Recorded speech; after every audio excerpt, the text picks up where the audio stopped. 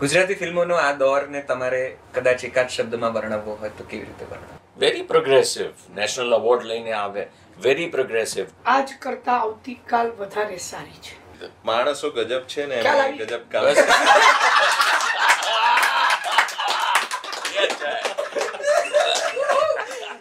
હિન્દી ફિલ્મોમાં ગીતોનું મહત્વ છે, એ જ રીતે ગુજરાતી ફિલ્મોમાં કે ગુજરાતી નાટકમાં કોમેડીનું મહત્વ છે. નાટકમાં તો મારતા હતા, શીખવાડતી વખતે મારતા હતા પણ લાકડીથી, કારણ કે સર મારવું પડે છે. પણ વધુ ફિલ્મો બનવી બહુ જરૂરી છે, જેથી કરીને ઇન્ડસ્ટ્રી, ગુજરાતી ફિલ્મ ઇન્ડસ્ટ્રી લાગે અને બધાને પૂરતું કામ મળે. ઊંધી વાત ના કરો ને આ માણસ જેટલો ભોળો ને સીધો સાદો દેખાય છે એટલો છે આણે અમને હેરાન કર્યા છે. જે તમને કાપવા કરતા તમને મદદ કરે, તમારા કસબને વધારે સારું કરવામાં મદદ કરે, એ હેતુભાઈ છે. વાહ, તમારી જ એક એવી ફિલ્મ જે તમને બિલકુલ નથી ગમતી.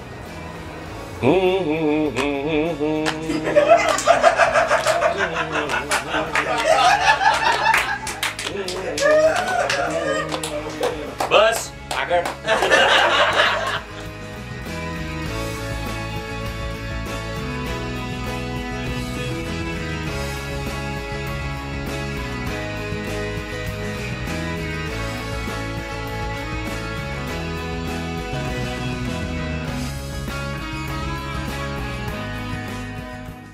નમસ્કાર, કેમ છો? આ ઋતુઓ ફરીથી જેમ બદલાઈ રહી છે એ રીતે આ એક એવા મોસમની વચ્ચે બેઠા છીએ જ્યાં તમારે સમજવું અઘરું પડી જાય કે ઠંડી છે કે ગરમી. હવે પેલી રજાઈઓમાંથી પગ બહાર રાખવો કે અંદર રાખવો ની જદ્દોજહદ, એ અવઢવે અસમંજસ શરૂ થાય એ દિવસોની નજીક છે. ઋતુઓનું ચક્ર આપણા દેશમાં અને આપણા સ્વભાવમાં એવી રીતે વર્તાય છે કે મોટે ભાગે કોઈ પણ વિચાર, કોઈ પણ આચાર, દિવસનો રોજિંદો ક્રમ જરાક આપણને મૂંઝવી નાખે છે. ખાસ કરીને આ દિવસોમાં શિયાળો જઈ રહ્યો છે, ઉનાળો ધીમે રહીને આવી રહ્યો છે. હળદર, જે લીલી હળદર ખાતા તે હવે મમ્મી કે વડીલ કે ઘરમાં બા કહેતા છે કે હવે ઘરડી આવે છે, મજા નહીં આવે. એક બાજુ દ્રાક્ષ વેચવાની શરૂ થઈ ગઈ છે, તરબૂચ દેખાવા માંડ્યા છે.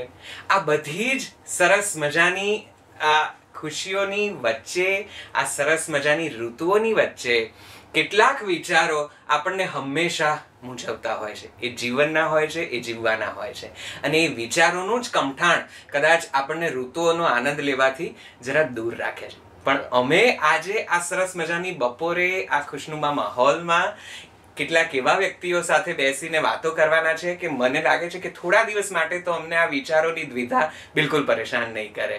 મારી સાથે આજે કેટલાક અદ્ભુત વ્યક્તિત્વો છે અને કારણ છે એક એવી ફિલ્મ કે જે તમારા નજીકના સિનેમા ઘરોમાં ટકોરો મારવા માટે તૈયાર છે. મારી સાથે દિલથી, પ્રેમથી, ખૂબ આદરથી સ્વાગત કરો. મારું નામ છે નૈષદ અને આ જલસો ઉપર આપ જોઈ રહ્યા છો શુદ્ધ દેશી સંવાદ. અને આજે આપણા ગેસ્ટ તરીકે કેટલાક અદ્ભુત નામો. દિલથી, જોરદાર તાળીઓથી, હૂંફથી સ્વાગત કરો સંજય ગોરડિયા. સંજયભાઈનો પરિચય મને નથી લાગતો કે મારા કોઈ શબ્દોનો મોહતાજ છે. આ ચહેરો, આ અવાજ, આ અંદાજ, તમે એટલા બધા પરિચિત છો, તમે એને એટલો તો પ્રેમ આપ્યો છે કે આ નામ ખરેખર કાફી છે. એક વખત જોરથી સંજય ગોરડિયા પહેલી વખત અમારી સાથે શુદ્ધ દેશી સંવાદમાં. એટલું જ બળકટ નામ એક એવા વ્યક્તિત્વનું જેને પણ ગુજરાતી ફિલ્મો સાથે, ગુજરાતી માધ્યમો સાથે ઘનિષ્ઠ ગરબો છે. આમ તો ઉછેરમાં કદાચ આ આખું માધ્યમ એમને ગળથુથીમાં કદાચ પીવડાવ્યું હશે, પણ પોતાની આવડત અને અનુભવે પણ એમણે ઘણું ઘૂંટ્યું છે અને આજે એકદમ લોકપ્રિય નામ છે હિતુ કનોડિયા આપણી સાથે.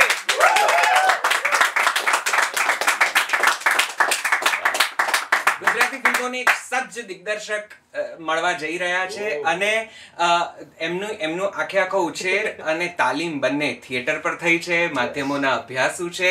છેક વિદેશ જઈને ઘણું બધું આ માધ્યમો વિશે, ફિલ્મો વિશે, ફિલ્મ મેકિંગ વિશે, થિયેટર વિશે શીખી સમજી જાણીને આવ્યા છે અને આ ફિલ્મમાં મને વિશ્વાસ છે કે એમનું કૌવત આપણને જોવા મળશે.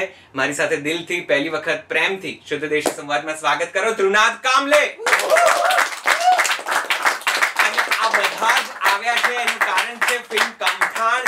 અશ્વિની ભટ્ટ, આદરણીય સ્વર્ગીય અશ્વિની ભટ્ટની નવલકથા ઉપર આધારિત આ મૂવી છે જે તમારી નજીક રિલીઝ થવા તત્પર છે. એક વખત જોરદાર સ્વાગત કરીએ, પ્રેમથી આવકારીએ કમઠાણની આખી ટીમનું.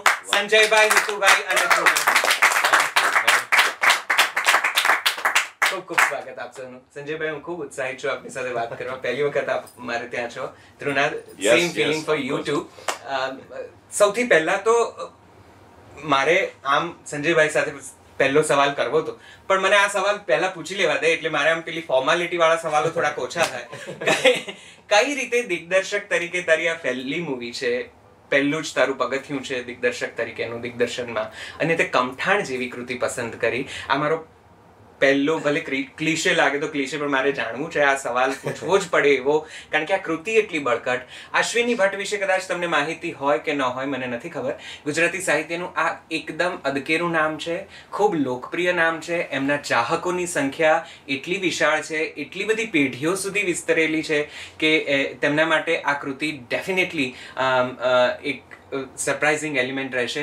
એમની કેટલીક લોકપ્રિય કૃતિઓમાં અશ્વિની ભટ્ટની આ નવલકથાનું નામ આવે છે. અશ્વિની ભટ્ટ આપણા ગુજરાતી સાહિત્યના સૌથી પ્રસિદ્ધ, સૌથી લોકપ્રિય અને કેટલાક સૌથી વધુ વેચાતા અને વંચાતા સાહિત્યકારોમાંના એક છે. એમની આ કૃતિ કમઠાણ.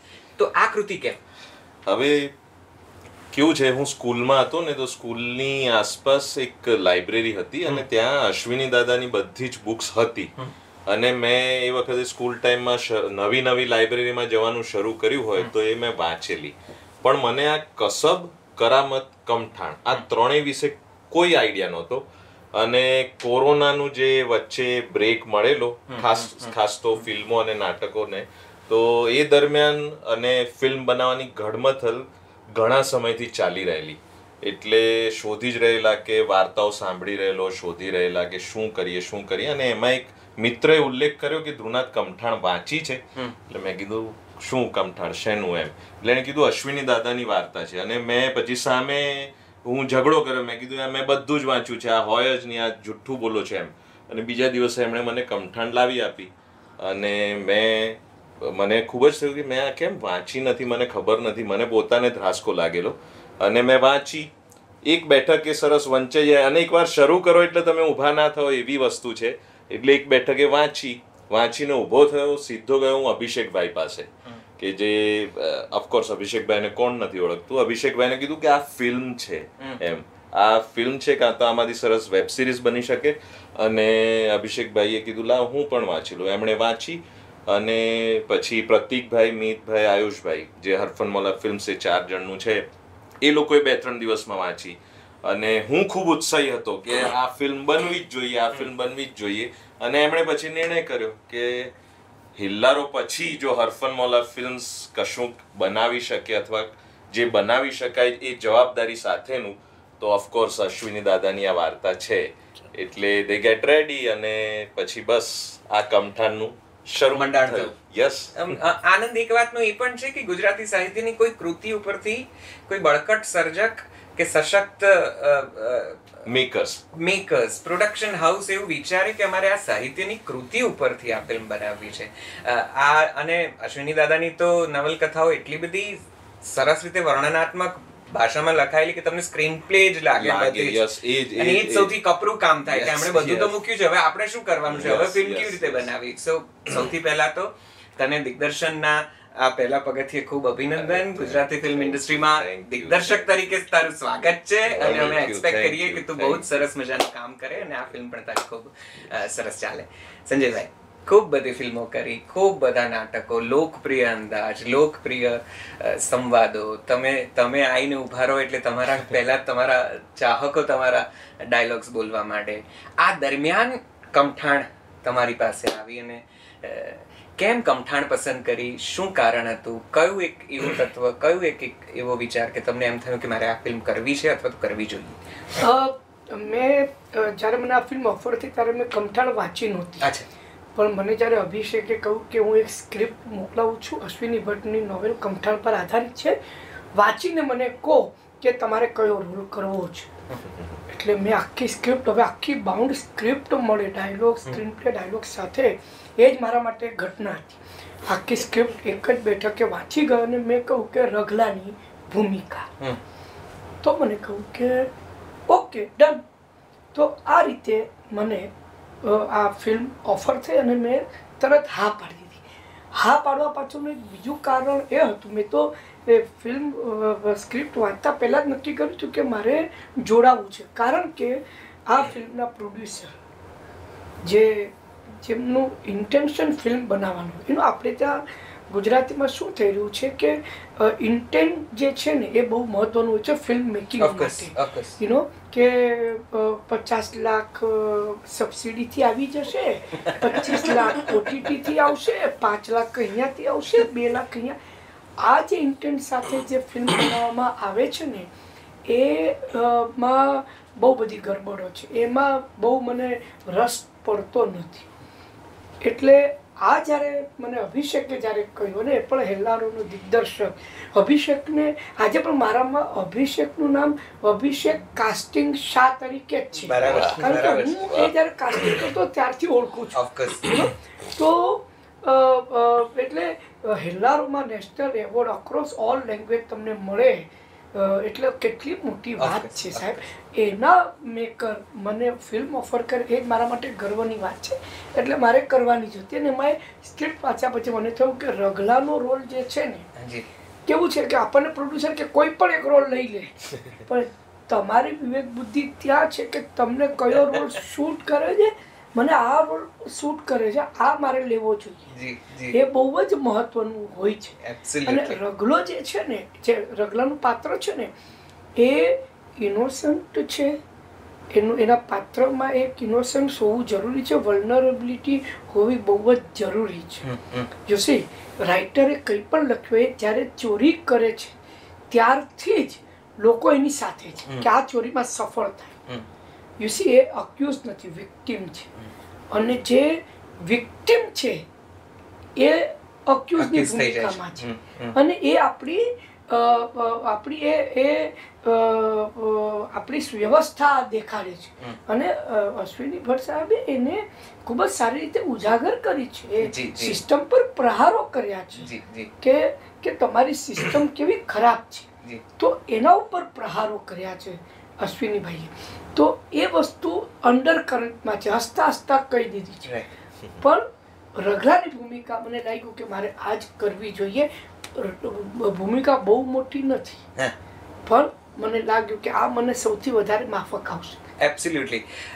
અશ્વિનીભાઈએ આ નવલકથા લખી છે, એમની જુદી શૈલી કદાચ આપણને આ નવલકથામાં દેખાય. જો તમને અશ્વિની ભટ્ટની નવલકથાઓનો સહેજે પરિચય હોય તો એટલી બધી ડ્રામેટિક અને એટલી બધી સુંદર રીતે વર્ણનાત્મક શૈલી છે એમની, એ ચાહે નિર્જા ભાર્ગવ હોય, લજ્જા સાન્યાલ હોય, આશકા માંડલ હોય. આશકા માંડલ તેમની ખૂબ સેલિબ્રેટેડ કૃતિ છે. એવી જ રીતે ઓથાર હોય કે આખેટ હોય, આ બધી જ નવલકથાઓ એવી રીતે લખાઈ છે કે તમને એક પણ પાનું વચ્ચેથી છોડીને અટકવાનું મન ન થાય. કમઠાણનો જરા કસબ જુદો છે, કારણ કે એમાં એક હળવાશ છે, એક જુદા પ્રકારની આમ ચોરી થઈ છે, અને પછી એની આસપાસ જે આખી ભૂમિકા રચાય છે એ જોવાની મજા પડશે. હિતુભાઈ, ગયું વર્ષ તો તમારા માટે અદ્ભુત રહ્યું ને, વશ ને રાડો ને બધી એ બધાની વચ્ચે હવે કમઠાણ. એટલે એવું થયું કે હિતુભાઈ નતા આવતા તો નતા જ આવતા, તો બહુ જ આવે છે ત્યારે ઓહો. આ મને એ જાણવું છે, આ ઉંમરના પ્રભાવમાં છે, આ અનુભવથી છે, કે આ સમયની એક પ્રકારની નિયતિ છે કે હવે જે પ્રકારના તમને કિરદારો મળે છે એ તમારી આખી પર્સનાલિટીને કંઈક જુદી રીતે પ્રસ્તુત કરે છે. ગુજરાતી ફિલ્મોમાં હવે તમે જરા ઓર ચમકદાર થઈને ઝળકી રહ્યા છો. સાહેબ, કેવું થયું ખબર છે, હવે મંદિરમાં જ્યારે હું બેસું છું ને પગે લાગુ છું ને ત્યારે સમયને પગે લાગુ છું. કારણ કે આવા સમય માટે દરેક કલાકાર, દરેક માણસ છે ને આમ ભલખા મારતો હોય છે કે ક્યારે મારો સમય આવશે. સાહેબ, એવો સમય મને અત્યારે જોવા મળી રહ્યો છે. એમાં મેકર્સનો ખૂબ ખૂબ આભાર માનીશ. પબ્લિકનો, જે લોકો પિક્ચરો જોવે છે, નવા કન્ટેન્ટ સાથે હું આવી રહ્યો છું ને, એ મારો પ્લસ પોઈન્ટ છે. તમે જે પણ પિક્ચરો ગણાવી, બધાના કન્ટેન્ટ અલગ, સાવ જુદા છે, વિષય બધાના અલગ છે. તમને સેમ હિતુ કનોડિયા કોઈ એક ફિલ્મમાં હવે નહીં દેખાય. જી જી. આ પિક્ચરની અંદર પર જ્યારે મને સૌથી પહેલા વાત કીધું કે જ્યારે મને ફોન આવ્યો અભિષેક શાહનો કે હિતુભાઈ અમે એક ફિલ્મ કરી રહ્યા છે, એના માટે મારો તરત જ બીજી લાઈન એ હતી, ડેટ્સ કયો, ડેટ લખી દઉં. બીકોઝ અભિષેક શાહને આ અરફન મૌલા ફિલ્મને બીજું કંઈ પૂછવાનું રહેતું જ નથી સાહેબ. ગુજરાતને ગૌરવ અપાવ્યું લોટસ એવોર્ડ. જ્યારે હેલારો જેવી ફિલ્મ, હેલારો સર, આપણે હેલારો ફિલ્મ જોતા હોઈએ ત્યારે તમને આમ કેવી અનુભૂતિ થતી હોય છે એ સ્ટોરી પ્રત્યે, એ ફિલ્મ પ્રત્યે, અને પબ્લિક એક થઈ ગઈ હતી જ્યારે આમ કે અમારી ગુજરાતી ફિલ્મ આવી રીતે નેશનલ એવોર્ડ જીતીને આવી છે. હવે એના મેકર્સ તો બધું જ સમજદારીથી જ કરતા હશે. મેં કશું જ નહોતું પૂછ્યું. મેં કીધું ડેટ કયો, મને એ પણ નથી ખબર કે મારો રોલ કયો, શું. એટલે કે ના પણ હિતુભાઈ સ્ટોરી, મેં કીધું નથી સાંભળવી યાર, શું કરવાનું છે કહી દો ને યાર, સ્ક્રિપ્ટ ખાલી મને મોકલી દેજો, પછી આપણે જ્યારે ડાયલોગોમાં ઇઝી પડે. સો એમણે કીધું કે ઇન્સ્પેક્ટરનો રોલ, એટલે એનું એ આવ્યું ઇન્સ્પેક્ટરનો રોલ. એટલે મને જે આદત છે ઇન્સ્પેક્ટરનો રોલ એટલે દમદાર એન્ટ્રી, એટ સિંગમની જેમ આવું ને બધું એ બધું કરું, એવું બધું તમે કર્યું ખરું માધવમાં? નહીં સર, આપનો ખૂબ ખૂબ આભાર છે. આપ ખૂબ સુંદર વ્યક્તિ છો, આપ બહુ સમજદાર વ્યક્તિ છો, આપ બહુ સરસ સવાલો પૂછો છો. સો એ જે મને જે મગજમાં હતું કે આ ઓકે, પછી સ્ક્રિપ્ટ થોડી ઘણી વાંચી અને પછી ગયા સેટ ઉપર. એટલે પહેલા જ સીનથી મેં જે એન્ટ્રી મારી, આમ યા આયો પીઆઈ રાઠોડ, અને પછી જે વાર્તામાં ટ્વિસ્ટ એન્ડ ટર્ન થયા ને સાહેબ, આ સિંહ જેવો માણસ સાવ બિલાડી જેવો થઈ જાય એવી જે મારી હાલત કરી છે આ પિક્ચરની અંદર.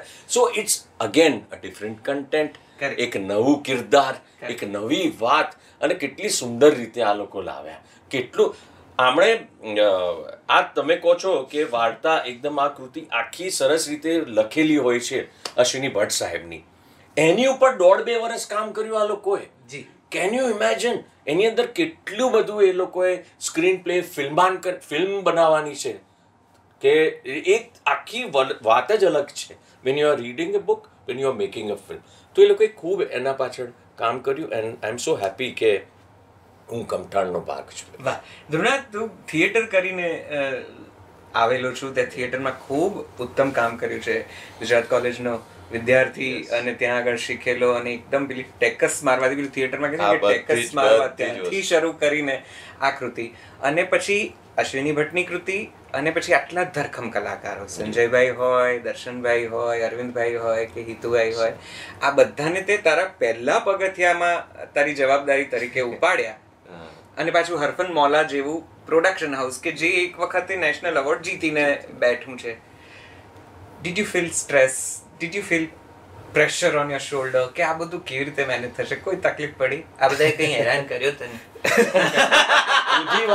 ઊંધી વાત ના કરો ને આ માણસ જેટલો ભોળો ને સીધો સાદો દેખાય છે એટલો છે નહીં. આણે અમને હેરાન કર્યા છે. ના, એટલે સરે કીધું એમ કે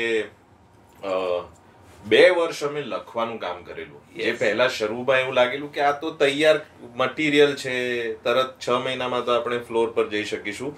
પણ 6ઠ્ઠા મહિને જ્યારે પહેલો ડ્રાફ્ટ મેં વાંચ્યો ને, ત્યારે અમને એ હરફન મૌલાના 4 જણ અને હું, અમને પાંચેને લાગ્યું કે યાર આ નહીં થઈ શકે, આમાં આપણે સહેજ પેલું શું કહેવાય ડિટેલ્સ ને એમાં ઉતરવું જ પડશે, એના સિવાય છૂટકો નથી.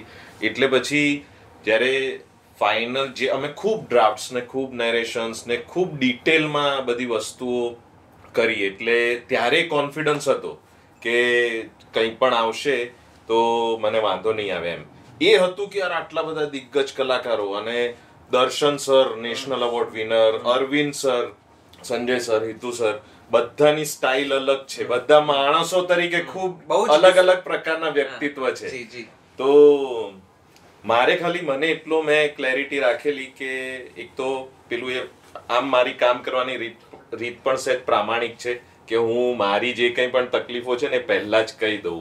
અને આ બધા લોકો પણ એટલા ગજબના માણસો છે કે એ લોકોએ એકચ્યુઅલી મને સપોર્ટ કર્યો, એમણે મને સાથ આપ્યો. કે જેમ કે સર આવેલા પહેલી જ મુલાકાત, તો સરે સરે એવું જ કીધેલું કે ભાઈ જો મેં કેવી ફિલ્મ કરેલી છે મારી પહેલાની, હવેની હું શું કરી રહ્યો છું, મેં થિયેટર નથી કર્યું એટલે મારી સ્ટાઇલ અલગ છે, એટલે આવું પહેલું વાક્ય એમનું હતું, હું કશું કરું એની, હું કંઈ કહું એની પહેલાનું, એટલે પછી મારે જસ્ટ ડિરેક્ટ જ કરવાનું હતું કે સર આ બાજુ નથી જવાનું, આમ જવાનું છે, આમ નહીં, આ સેજ બે પગલા પાછળ આવો, ના હજી સહેજ આગળ જાઓ, એ રીતે. કેમ કે સંજયભાઈ તરત કીધું કે મેં બહુ થિયેટર કરેલું છે. દરેક સાથે એવું થયું કે સંજય સરને અમે મુંબઈ મળવા ગયા ત્યારે સર સાથે પણ એવું હતું કે સર આપના નાટકોની જે એક ઇમેજ છે, જે પાત્ર તમે બનાવો છો, જે આટલા બધા નાટકો તમે કર્યા છે, એવું કશું મારે નથી કરવું. આ પહેલું એમને કીધેલું કે આવું કશું મારે નથી કરવું. તમે જે એમની ગજબની ક્લેરિટી છે જીવન વિશેની, બધા ક્ષેત્રો વિશેની ગજબની ફિલોસોફી છે એમની. તો એમણે કીધું કે યસ ધ્રુનાથભાઈ મારે નથી કરવું એમ, પણ કે કોઈ કરાવનારું જોઈએ, એવી ક્લેરિટી સાથે પછી એમણે શરૂ કર્યું.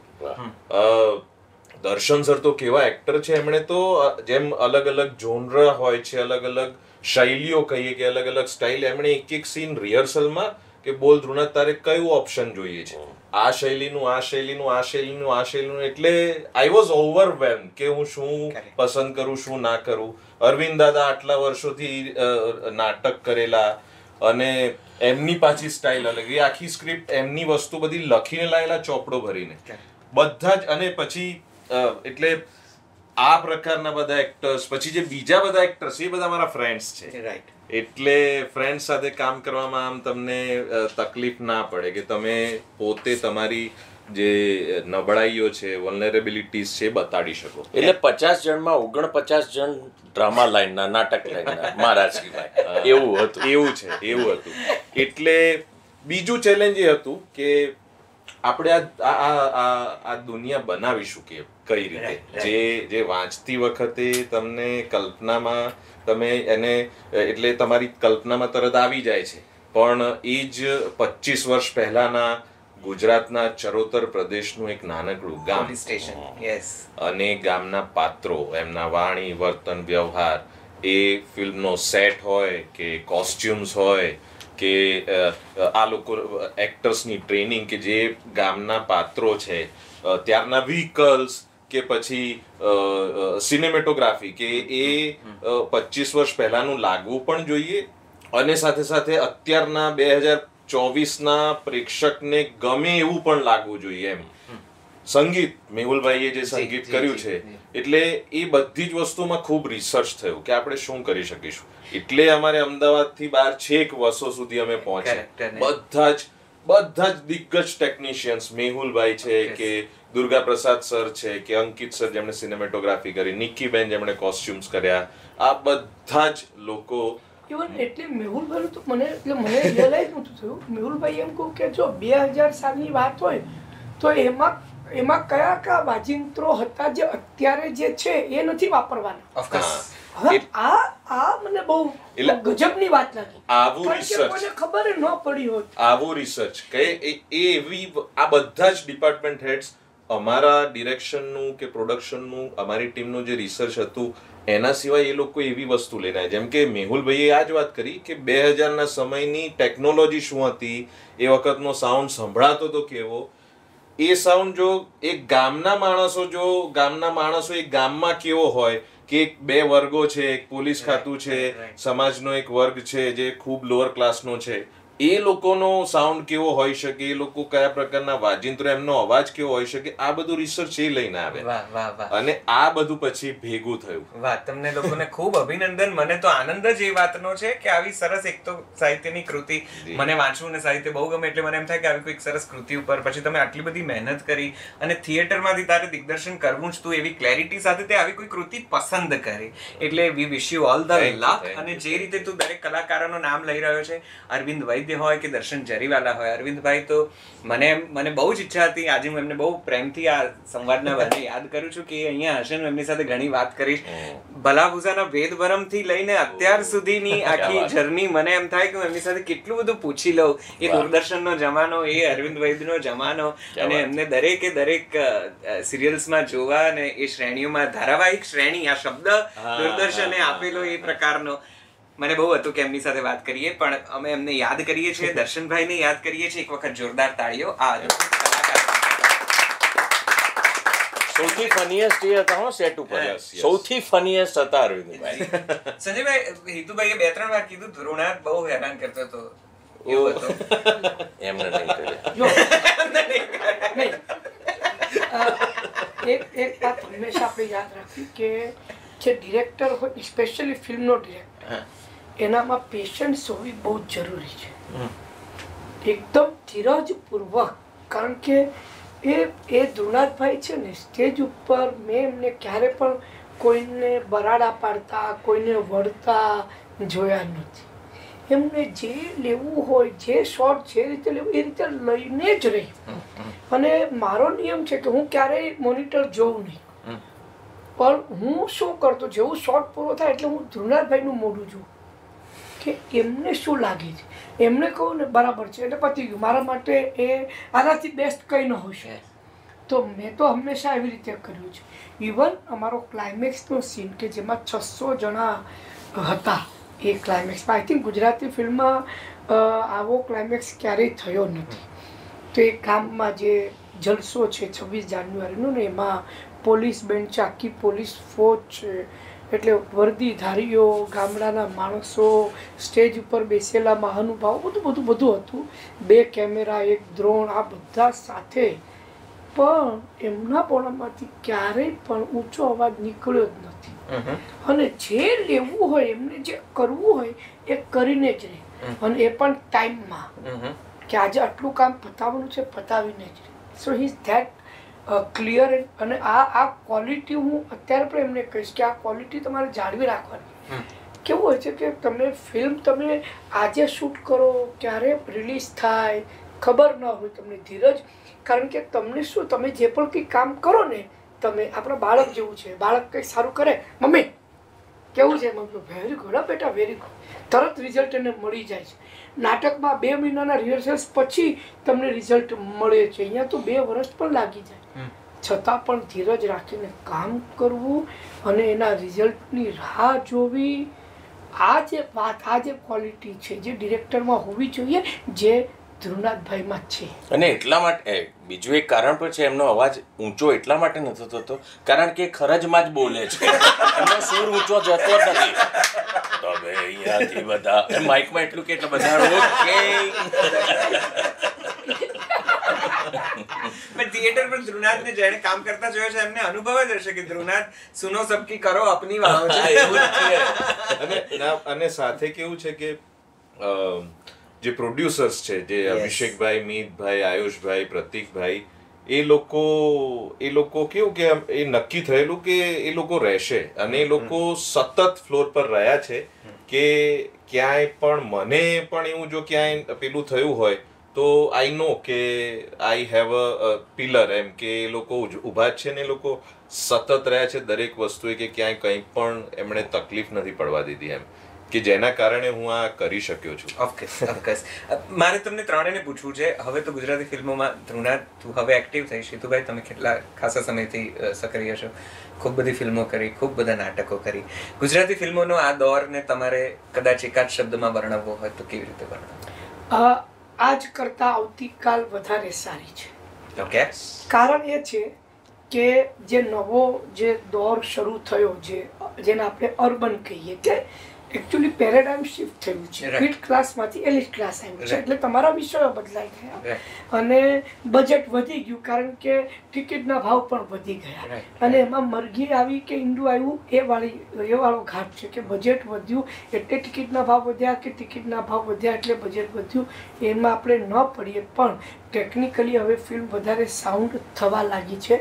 અને જે રાઇટર ડિરેક્ટરો હતા એ રોજ હવે જૂના થતા જાય છે. ડે બાય ડે હવે એ લોકો પણ ગ્રેજ્યુએશન કરી રહ્યા છે, એમને પણ એમની ભૂલો સમજાઈ રહી છે. Right. તો એટલે એ ધીરે ધીરે ગુજરાતી ફિલ્મો સારી બનતી જશે, સુધરતી જશે, નવા નવા વિષયો આવતા જશે અને મને લાગે છે કે આજ કરતાં આવતીકાલ વધારે સારી છે. ઓકે પ્રોગ્રેસિવ ઓકે પ્રોગ્રેસિવ છે. હવે મારું જ ઉદાહરણ, વર્ષ ગુજરાતી ફિલ્મ હિન્દીવાળા આવીને એને રિમેક કરવા માંગે અને રિમેક કરીને ફિલ્મ હવે એ લોકોની પણ હિન્દી રિલીઝ થવાની જ છે.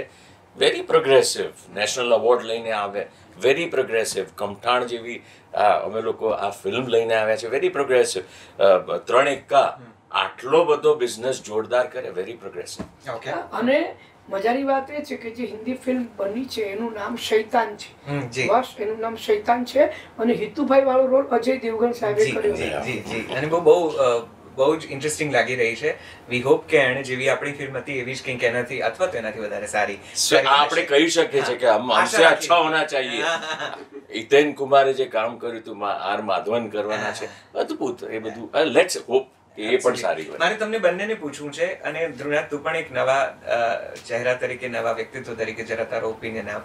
હું આ પ્રશ્ન અનેક વખત આ જ સંવાદમાં અનેક લોકોને પૂછી ચૂક્યો છું. સંજયભાઈ આવ્યા છે ત્યારે મારે આ પ્રશ્ન ફરી એકવાર પૂછવો છે. તમને શું લાગે છે ગુજરાતી ફિલ્મ ઇન્ડસ્ટ્રીને અત્યારે જો કોઈ એક વસ્તુની તાતી જરૂર હોય તો શેની છે? પ્રેક્ષકોને,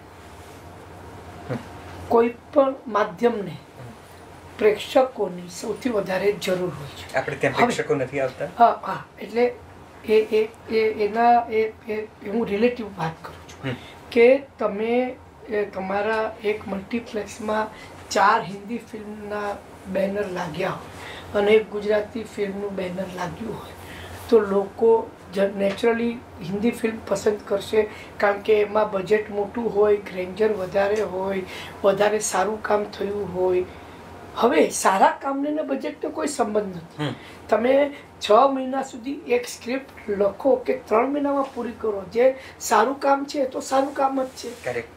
એમાં પૈસાની જરૂરત નથી પડતી. બીજી વસ્તુ એ છે કે ગુજરાતી ભાષામાં જ્યારે ફિલ્મ બનતી હોય છે, મને મારી ભાષાની ફિલ્મ જોવા મળે તો એની એ લેંગ્વેજની મજા એ અલગ છે, જે એક એડવાન્ટેજ છે આપણા માટે. પણ હજી પણ લોકો એ પૈસા વસૂલ જે મેન્ટાલિટી છે આપણી કે ફાઇટર જોઈશું ને યાર 100 કરોડમાં બની છે તો એ 100 રૂપિયા મારા 200 રૂપિયા વર્થ છે એના માટે. પણ આ 3 કરોડમાં બનેલી ગુજરાતી ફિલ્મમાં હું 200 રૂપિયા કેમ આપું? આ જે એક મેન્ટાલિટી છે જે બદલાઈ રહી છે, ઝડપથી બદલાઈ રહી છે. અને એ બદલાશે ને જે દિવસે કે ભાઈ નહીં, ગુજરાતી ફિલ્મો બહુ જ સરસ હોય છે, હિન્દી ફિલ્મ જેટલી જ સારી હોય છે. અને મેકરોએ પણ વિચારવાનું છે કે મારી ફિલ્મ, હિન્દી ફિલ્મને છોડીને લોકો મારી આ ફિલ્મ જોવા શું કામ જશે, અને એ રીતે એમને પણ પોતાને એલિવેટ કરવાની છે. યસી એ જો તમે નહીં કરો, હું તમને મારી વાત કરું તો હું મારા નાટકમાં શાહરૂખ ખાન કરતાં વધારે મજા આવશે, આ મારી ગેરંટી છે. હું એમ કહી શકું છું. અને કદાચ ન પણ આવે પણ મારો અપ્રોચ એ હોય છે કે આમાં હિન્દી ફિલ્મ કરતાં મજા આવશે વધારે. લોકો એ 200 રૂપિયામાં શાહરૂખ ખાનની મૂવી જોવા જશે કે 500 રૂપિયાની ટિકિટ લઈને મારું નાટક 2 ખીચડી કઢી જોવા આવશે. અને હું આજે કહી શકું છું 2 ખીચડી કઢી જોવા આવો, તમને શાહરૂખ ખાનની મૂવી જેટલી જ મજા આવશે, કદાચ વધારે આવશે. વાહ વાહ. મારે એક બીજો સવાલ પણ કરવો છે આ જવાબના છેડે, પણ હું તમને આ જ સવાલ તમને પણ પૂછવા માંગુ. હિતુભાઈ, શું લાગે છે આપણી ઇન્ડસ્ટ્રીને અત્યારે સૌથી વધુ શેની જરૂર છે? એક્ઝિબિટર્સના સાથની. અમને ટાઈમ સ્લોટ આપો, પ્રાઇમ ટાઈમનો વધારે સારી ફિલ્મોને આપો. ચાલો તમે એને ગોચ કરી લો કે કઈ સારી છે કે કઈ બેટર છે. તો એવી ફિલ્મોને જો તમે ટાઈમ સ્લોટ એવો આપશો, વધારે સ્ક્રીન ટાઈમ જો મળશે ગુજરાતી ફિલ્મોને, તો વધારે ઓડિયન્સ આકર્ષિત થઈને જોવા આવશે, મને ખાતરી છે. વાહ. ધૃણા, અત્યાર સુધી તો બહુ દૂરના છેડે પ્રેક્ષક તરીકે આ બધું જાંચ્યું, તપાસ્યું હશે, અને હવે તું દિગ્દર્શક તરીકે તને શું લાગે છે, આ જવાબ શું હોઈ શકે તારા? મારે મેકર્સ અને પ્રેક્ષક બંનેને એટલે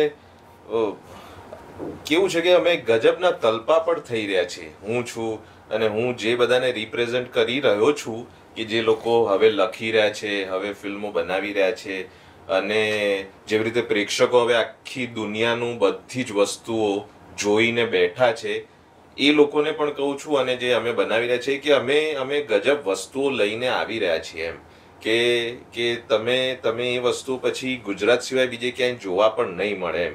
કે જેમ કે કમઠાણ પણ એ જ એક એવી જ વસ્તુ છે કે હિન્દીમાં ન બનાવી શકાય એમ, કે હિન્દી ભાષા જાણનારો માણસ જોશે ગુજરાતીમાં તો એને મજા જ આવશે, પણ આ વસ્તુ ગુજરાતી છે. અને આવી અનેક વસ્તુઓ બનાવવા માટે અમે તલપાપડ થઈ રહ્યા છે. રાઇટર્સ છે, ડિરેક્ટર્સ છે ને બધા રેડી છે. અને હિન્દી ફિલ્મોથી અથવા કોઈ પણ ટેકનોલોજીની રીતે પણ જે ફિલ્મો આપણે જોઈએ છે એનાથી ક્યાંય ઓછી ઉતરે એવી ફિલ્મો નથી એમ. ઓફકોર્સ અમુક ફિલ્મો એવી હશે જ, પણ હવે વધારે ને વધારે આવી જ ફિલ્મો બનશે કે જેથી પ્રેક્ષકોને પણ મજા આવે અને મેકર્સને પણ મજા આવે. એટલે પ્રયોગ સામ સમય બંને જણા તરફથી થવાના છે અને બંને જણા એની મજા ઉઠાવવાની છે એમ. વાહ, એક વાત બહુ સરસ કરી, કમઠાણ આ શબ્દ છે એટલો તો મસ્ત ગુજરાતી શબ્દ છે. તમને લોકોને જવાબ મળે તો અમારા વિડીયો કમેન્ટમાં કરજો. મને વિશ્વાસ છે કે તમને નહીં ખબર હોય અને હું કહેવાનો નથી. એક કામ ચોક્કસથી કરી શકાય, ગૂગલ પર ના શોધશો, એ કંઈક ભળતું લાવશે. સાર્થ જોડણી કોશ, વિનીત જોડણી કોશ, શબ્દો જરા ભારે શબ્દો લાગે છે, પણ તમને ત્યાંથી આનો સરસ મજાનો અર્થ મળી જશે. જોજો, આ કરવા જેવું કામ છે. આપણી ભાષાનો એક સરસ મજાનો શબ્દ નહીં આવડા મોટા માધ્યમ પર આવડા મોટા શીર્ષક તરીકે આવી રહ્યો છે. તમને આનંદ થશે તમારી ભાષા માટે. જી પ્લીઝ. કમઠાણ શબ્દનો અર્થ ગૂગલ પર નહીં મળે, ક્યાંય નહીં મળે. અમારી ફિલ્મ જોશો ને કે એક્ઝેક્ટલી કમઠાણ કહેવાય કોને. પેલા સવાલના છેડાની જે વાત કરતો કે નાટકોનો તમને અનુભવ છે ને અદકેરો, કંઈક તમારા કંઈક ગજબનાક અનુભવો હશે આટલા વર્ષોથી થિયેટરના. તમારા નાટકો આમ ચપોચપ જેને કહેવાય કે ઉપડે છે એવા નાટકો. એ નાટકના પ્રેક્ષકો ગુજરાતી ફિલ્મો પ્રત્યે પણ એટલા જ ઉત્સાહિત હોય છે. એ આવે છે, એ ફૂટફોલ ત્યાં કન્વર્ટ થાય છે કે એ હજી પેલી ઓડિટોરિયમનું નાટકોનું એ છે? બિલકુલ ફૂટફોલ સિનેમામાં કન્વર્ટ થાય જ છે. જી, રાધર વધારે થાય છે. અમને તો જે સિનેમાનું જે ઓડિયન્સ એમાં 5% પણ નાટકને મળી જાય એટલે અમારા 200 શો થઈ જાય અને અમે સર્વાઈવ થઈ જઈએ. પણ એ આવે જ છે. ફક્ત મને જે લાગે છે કે ગુજરાતી ફિલ્મોમાં જેમ નાટકો, બિકોઝ નાટકનું ઓડિયન્સ જ ગુજરાતીમાં કન્વર્ટ થયેલું છે, મને લાગે છે કે બહુ સારી રીતે તમારે કોમેડીને વણી લેવી પડે. જે આપણે ત્યાં એ બહુ ઓછું કામ છે જે નાટકોમાં થાય છે. એક કોમેડીનું વર્ક એ બહુ ઓછું થાય છે અને એનું મહત્ત્વ આપણે ત્યાંના મેકરો બહુ સમજતા નથી કે એ કોમિક કેટલું અગત્યનું હોય. સંજયભાઈ, ગુજરાતી ફિલ્મોમાં કોમેડી હોવી જરૂરી છે? જરૂરી છે. હું કહું છું જરૂરી છે. આ તબક્કે જરૂરી છે. ઓડિયન્સને પણ ગ્રેજ્યુએટ થવાનો મોકો આપો. એક પ્રેક્ષકોને પણ પોતાની ચોઈસ બનાવવાનો મોકો આપો ને. ઇવન હું તમને કહું છું કે ઇવન હિન્દી ફિલ્મની અંદર 2 રાજકુમારોને કોમેડી આવડી છે. એક રાજકુમાર સંતોષી અને બીજો રાજકુમાર હિરાની. તમે જો એનો ટ્રોપ મેં પકડ્યો છે. કુછ ભી કહો, કોમેડી મેં કહો. અને જો તમે રાજકુમાર હિરાનીની 5 ફિલ્મો અને પછી જો ડંકી, એ ટ્રોપ ત્યાં નિષ્ફળ ગયો છે. અભિજાત જોશી સર જે છે એ પણ રાઇટર છે પોતે, અને એમના તમે બરાબર તમે સ્ટડી કરો. એ લોકોએ અઘરામાં અઘરી વાત, સિરિયસમાં સિરિયસ વાત કોમેડીમાં કહી છે. રાજકુમાર સંતોષી, તમે ઘાયલ જુઓ કે દામિની જુઓ, એમાં જે અંદાજ આપણા કોમેડી ફિલ્મ જ હતી. એને આપણે બાજુએ રાખ્યા. આ 2 ફિલ્મ તો કેવી સિરિયસ ફિલ્મ હતી, કેવી એક્શન ફિલ્મ હતી. તમે દામિનીમાં બીજું ખોટેનું કેરેક્ટર જુઓ. તમે ઘાયલ ફિલ્મની અંદર સાહેબ ઓલા બ્રહ્મચારીનું જે કેરેક્ટર છે, જે અમરીશ પુરીનો જે પીએ બને છે, કોઈ પણ ડિરેક્ટર હોય ને હલી જાય કે આને નહીં યાર, એ તું કોમેડી નહીં કર યાર, બહુ સિરિયસ છે યાર. નો, એ કોન્ફિડન્સ જુઓ તમે સાહેબ. અને તમે ફરીથી તમે જુઓ ઘાયલ, એમાં એ બ્રહ્મચારીના કેરેક્ટરને એના એ કેરેક્ટરને પછી છે અમરીશ પુરી જે ઇરિટેટ થાય છે, લોકોને મજા આવે છે જે કે વિલન જ્યારે અકળાય, હાથીના કાનમાં જ્યારે કીડી જ્યારે ઘૂસે ત્યારે કેવી મજા આવે એ મજા એમાં આવે છે. તો આ 2 રાજકુમારોને આવડ્યું છે. બાકી આપણે ત્યાં કોમેડીથી બધા જ ભાગે છે, જે મારી બહુ મોટી ફરિયાદ છે. તમે આરામથી સ્નીકિંગ કરી શકો છો કોમેડી. કમઠાણની વાત નથી, કમઠાણ તો વાર્તા જ કોમેડીની છે, એટલે એની હું વાત નથી કરતો, એ તો છે જ. પણ અધરવાઇઝ કોમેડી બહુ જ જરૂરી છે.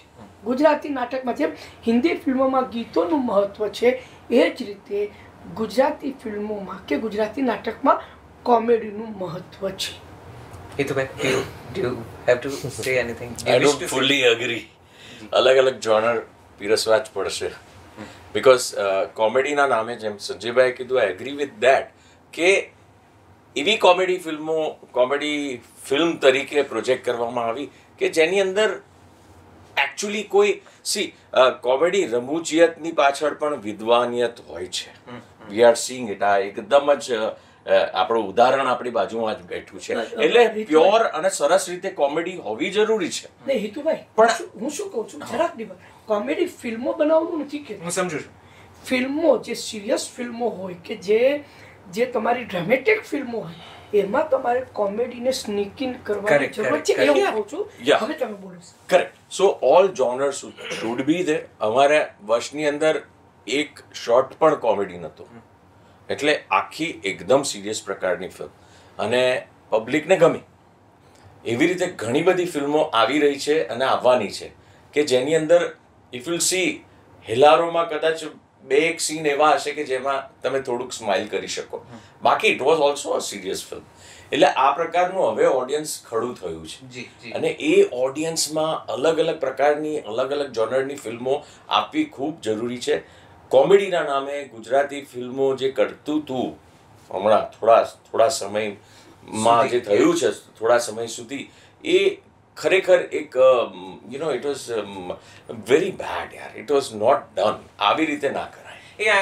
કદાચ હું જો સંજયભાઈની વાતને સમજુ તો એ કદાચ એવું કહેવા માંગે છે કે ફોર્સફુલી ઇન્કોર્પોરેટેડ ન લાગે અને છતાં વાર્તાનો ભાગ હોય એ રીતે કોઈક ચરિત્ર આગળ વધે ને એની હળવાશ રજૂ કરતું રહે, એવી પ્રકારની કદાચ આપણને હજી આદત છે ને, આદત છૂટવાની સમય છે.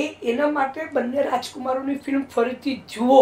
એક ફિલ્મના સ્ટુડન્ટ તરીકે તમને ખબર પડે કે કઈ રીતે એ લોકો કોમેડીને એક ફિલ્મનો ભાગ બનાવે છે. એબ્સોલ્યુટલી. આ બે બહુ દિગ્ગજ અનુભવી કલાકારો છે અને પોતાનો એક સરસ મજાનો સમય ને દોર જોઈને અને અનુભવીને બેઠા છે. Do you agri two this? Gujarati ફિલ્મોમાં કોમેડી જરૂરી છે કે નહીં? ના, નથી જરૂરી. વાર્તા જરૂરી છે. ગુજરાતી ફિલ્મોમાં વાર્તા જરૂરી છે કે વાર્તા હોવી જોઈએ, કોઈ પણ જોનરની હોય, કોમેડી કે નહીં, આમ તેમ. એ ઓફકોર્સ એમની વાત સાથે એગ્રી કરીશ કે જો એ હળવી ફૂલ હોય છે તો એ લાંબા એટલે ઘણા વધારે પ્રેક્ષકો સુધી ઘણી સરળ રીતે પહોંચી શકે છે. પણ પેલું પછી કેવું બધાને લાગે છે કે કોમેડીમાં જ બધું જ ગોઠવો, એમાં બધી વાર્તા મરી જાય છે. એટલે વાર્તા હોવી જરૂરી છે. જો તમે બતાવી શકો, એ મહેનત કરી શકો કે હળવી ફૂલ રહીને જો પ્રેક્ષકો સમક્ષ જાય તો સરસ. પણ જો એ એવી રીતે ન જાય કે જેમ હોરર ફિલ્મ છે અથવા તો ડ્રામા ફિલ્મ હેલ્લારો જે છે, એવું કંઈક પણ જો છે તો એ પ્રેક્ષકો સ્વીકારશે. તો એટલે લાઈક ચાલ જીવી લઈએ. બધું જ જે તમે કહો છો એનું બહુ જ મસ્ત મિશ્રણ હતું એ ફિલ્મની અંદર. એવી રીતે કરો તો છે સાહેબ. વિપુલ મહેતા 85 નાટકો ડિરેક્ટ કર્યા છે અને એને બરાબર ખબર છે કે ક્યાં આગળ કઈ રીતે કોમેડીને સ્નીકિંગ બહુ. જો એવું છે, વિપુલ મહેતાને આપણે ત્યાં ગુજરાતી ફિલ્મમાં બહુ ડ્યુ મળ્યું નથી. ખરેખર કહું છું, બહુ ઓછા લોકો વિપુલ મહેતા વિશે વાત કરે છે. સાહેબ અદ્ભુત ડિરેક્ટર છે. અગ્રી. હવે તમે ફિલ્મોગ્રાફી તમે જુઓ, તમને ખબર પડે. એની પહેલી ફિલ્મ જે કેરી ઓન કેસર મેં હુટ કરી હતી, મેં કહ્યું કે તને બનાવતા નથી આવડતું યાર ફિલ્મ, તું બનાવવાનું બંધ કર યાર. પણ એની પછી ધીરે ધીરે એ માધ્યમને સમજતો ગયો. પછી એને આ કરી, પછી કહેવતલાલ પરિવાર કરી, બધી ડ્રામેટિક ફિલ્મો છે પણ એ કોમિક વેમાં એને બહુ સારું. એટલે અને he is very well versed with Gujarati. Basic comedy કરવા માટે રાઇટરે વેલવર્સ બનવું પડે.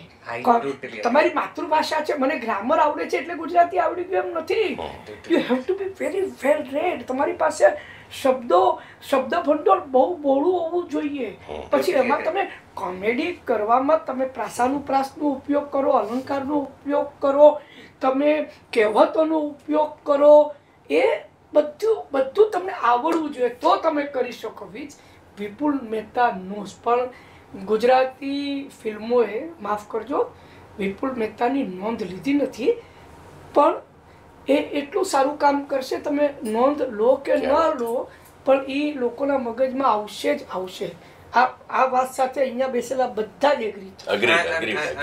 અને હું સમજુ છું ત્યાં સુધી કદાચ પ્રેક્ષકો પણ હવે કદાચ બે ભાગમાં વહેંચાઈ ગયા છે. એક એકદમ નવું યંગ ઓડિયન્સ છે જે OTT થેવાયેલું છે અને કદાચ નેશનલ ઇન્ટરનેશનલ કોન્ટેન્ટને જરા જુદી રીતે જુએ છે. બીજી બાજુ એક પ્રૌઢ વડીલ, એક પારિવારિક ઓડિયન્સ છે જે ગુજરાતી નાટકોથી કેળવાયું છે. અને મને લાગે છે કે અહીંયા બેઠેલો આ સોફો, આ કાઉચ એ બંને પેઢીને પ્રસ્તુત કરે છે. એટલે અત્યારે કમઠાણ એ બંનેને કદાચ અનુકૂળ પડે અને મજા પડે એવી આ એક ફિલ્મ છે. હું તમને ખાસ ઇન્સિસ્ટ કરીશ કે તમે લોકો પ્લીઝ આ મૂવી જોવા જજો. તમને કોમેડી ગમતી હશે તો કદાચ એ પણ તમને મળશે કોઈક જુદી રીતે, અને તમારે OTT પ્રકારનો કોઈક ઇન્ટરેસ્ટિંગ કોન્ટેન્ટ જોવો હોય તો એ પણ તમને આ ફિલ્મ મળી જશે. એક વખત જોરદાર તાળીઓ આ ત્રણેય કલાકારો. ફિલ્મ તો માત્ર એક ટૂલ છે, એક બહાનું છે કે જેની આંગળી પકડીને અમે આવી સરસ મજાની વાતો કરી શકીએ છીએ. ઓકે, હવે ઘણી બધી બીજી વાતો અમારા એક નાનકડા રેપિડ ફાયર જેવા એક દોરની અંદર આપણે સમાવી લઈશું. અને હું અહીંયા ધ્રુનાદ આવ્યો છે એટલે મારે ધ્રુનાદથી જ શરૂઆત કરવી છે. પહેલી વખત આવ્યો છે અને Dhrunad, we call it a rapid fire round. બિલકુલ કોફી જ પીવડાવીએ છીએ, બીજું એની સાથે કશું ચાલતા નથી. And are you ready? આપણે યસ. ઓકે. ગુજરાતી ફિલ્મોમાં છેલ્લે જોયેલી અને ગમેલી ગુજરાતી ફિલ્મ? સૈયર મોરી રે. ગુજરાતી ફિલ્મોમાં છેલ્લે જોયેલી અને બિલકુલ ના ગમેલી ગુજરાતી ફિલ્મ? કઈ ફિલ્મ હતી નથી યાદ આવી. ધ્રુનાદ, તારી પાસે જવાબ ના હોય ને બનવા હું એક્ચ્યુઅલી મેં રાઉન્ડ ટેબલ્સ હમણાં બધા જ જોયા છે. તો પછી બોલ એમ નિખાલસતા. ના ગમેલી ફિલ્મ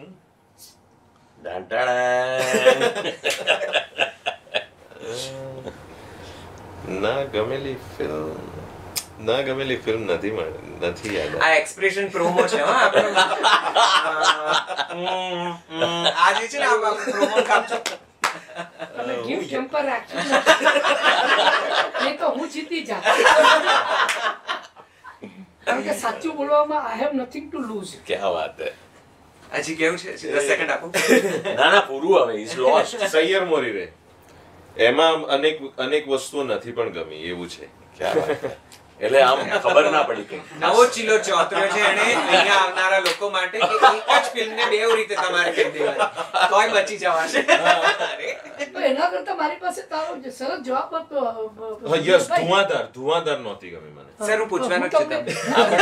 પણ નાખી દો ને. હું કહું તમારે હેલારો કહેવાની હતી. અભિષેક સમજી ગયો.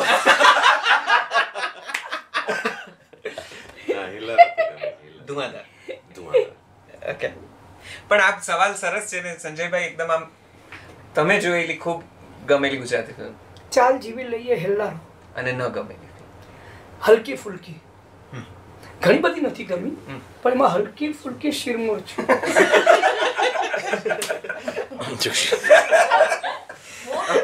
ઓકે. હિતુભાઈ તમને પૂછું? હા પૂછો ને. તો સેમ સવાલ. નાડી દોષ ગમેલી ફિલ્મ, બહુ મજા આવી હતી મને. ડેની જીગર નથી મજા આવી મને. વાહ. શીખો સાચું બોલતા શીખો. સાચું તો બોલી સર. 4 ફેરાનું ચકડોળ એ નામ લેવાનું હતું.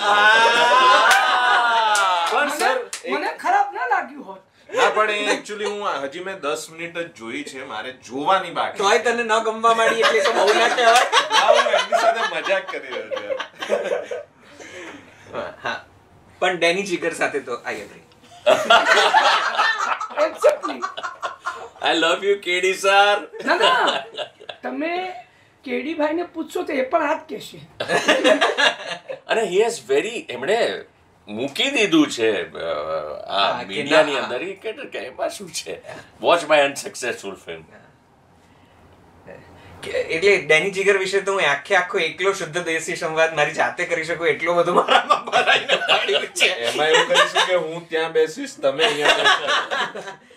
રેવા દે ભાઈ, મારો આ સ્ટુડિયો આજે જ ખુલ્યો. ઓકે, એક ગુજરાતી ફિલ્મ જે જોઈને એવું લાગ્યું કે કાશ આ ફિલ્મ મને ડિરેક્ટ કરવા મળી હોત. કચ્છ એક્સપ્રેસ. Okay, yes. કેમ લાગ્યું તું? કારણ કે જેવી રીતે હેલ્લારોએ વાત કરી છે ને સ્ત્રીઓની, એવી કચ્છ એક્સપ્રેસમાં મને લાગ્યું કે ગજબની વાત છે. પછી ચાંદલોમાં પણ મને એવું લાગ્યું કે આ ચાંદલોની વાત બહુ ગજબની વાત છે. એક બે વિધવા સ્ત્રી, એક સાસુ એક વહુ, અને બંનેને એક જ માણસ પ્રત્યે આકર્ષણ થવું, લાગણી થવી, અને કેટલી ગજબની વાત છે આ, કે આમાં તમે ઇમોશન્સના કેટલા બધા લેયર્સ ખોલી શકો, અને પછી તમારી ઉપર એ જવાબદારી બની જાય કે તમે એ કઈ રીતે પ્રેક્ષકો સુધી પહોંચાડશો. ડિરેક્ટર અને કલાકારોએ ખૂબ સુંદર કામ કર્યું હતું ચાંદલોમાં. ઓકે, 2023ની એક ગુજરાતી ફિલ્મ જે તમને લાગે છે કે વધારે સારી ડિરેક્ટ થઈ શકી હોત? 2023 નહીં, સૈયર મોરી. ફાઇન. ઓકે, કમઠાણમાં કોની સાથે કામ કરવું વધુ સરળ હતું? કોની સાથે કામ કરવું? અરવિંદ દાદા. કમઠાણમાં કોની સાથે કામ કરવું બિલકુલ સરળ નહોતું, ખૂબ અઘરું હતું? મારી સાથે. દર્શન સર સાથે, દર્શન જરીવાલા. Okay, yes. એમની સાથે કામ બહુ અઘરું નહીં, પણ જે બીજા સરળ જાઓ તો તમારું હેમ્પર ગયું.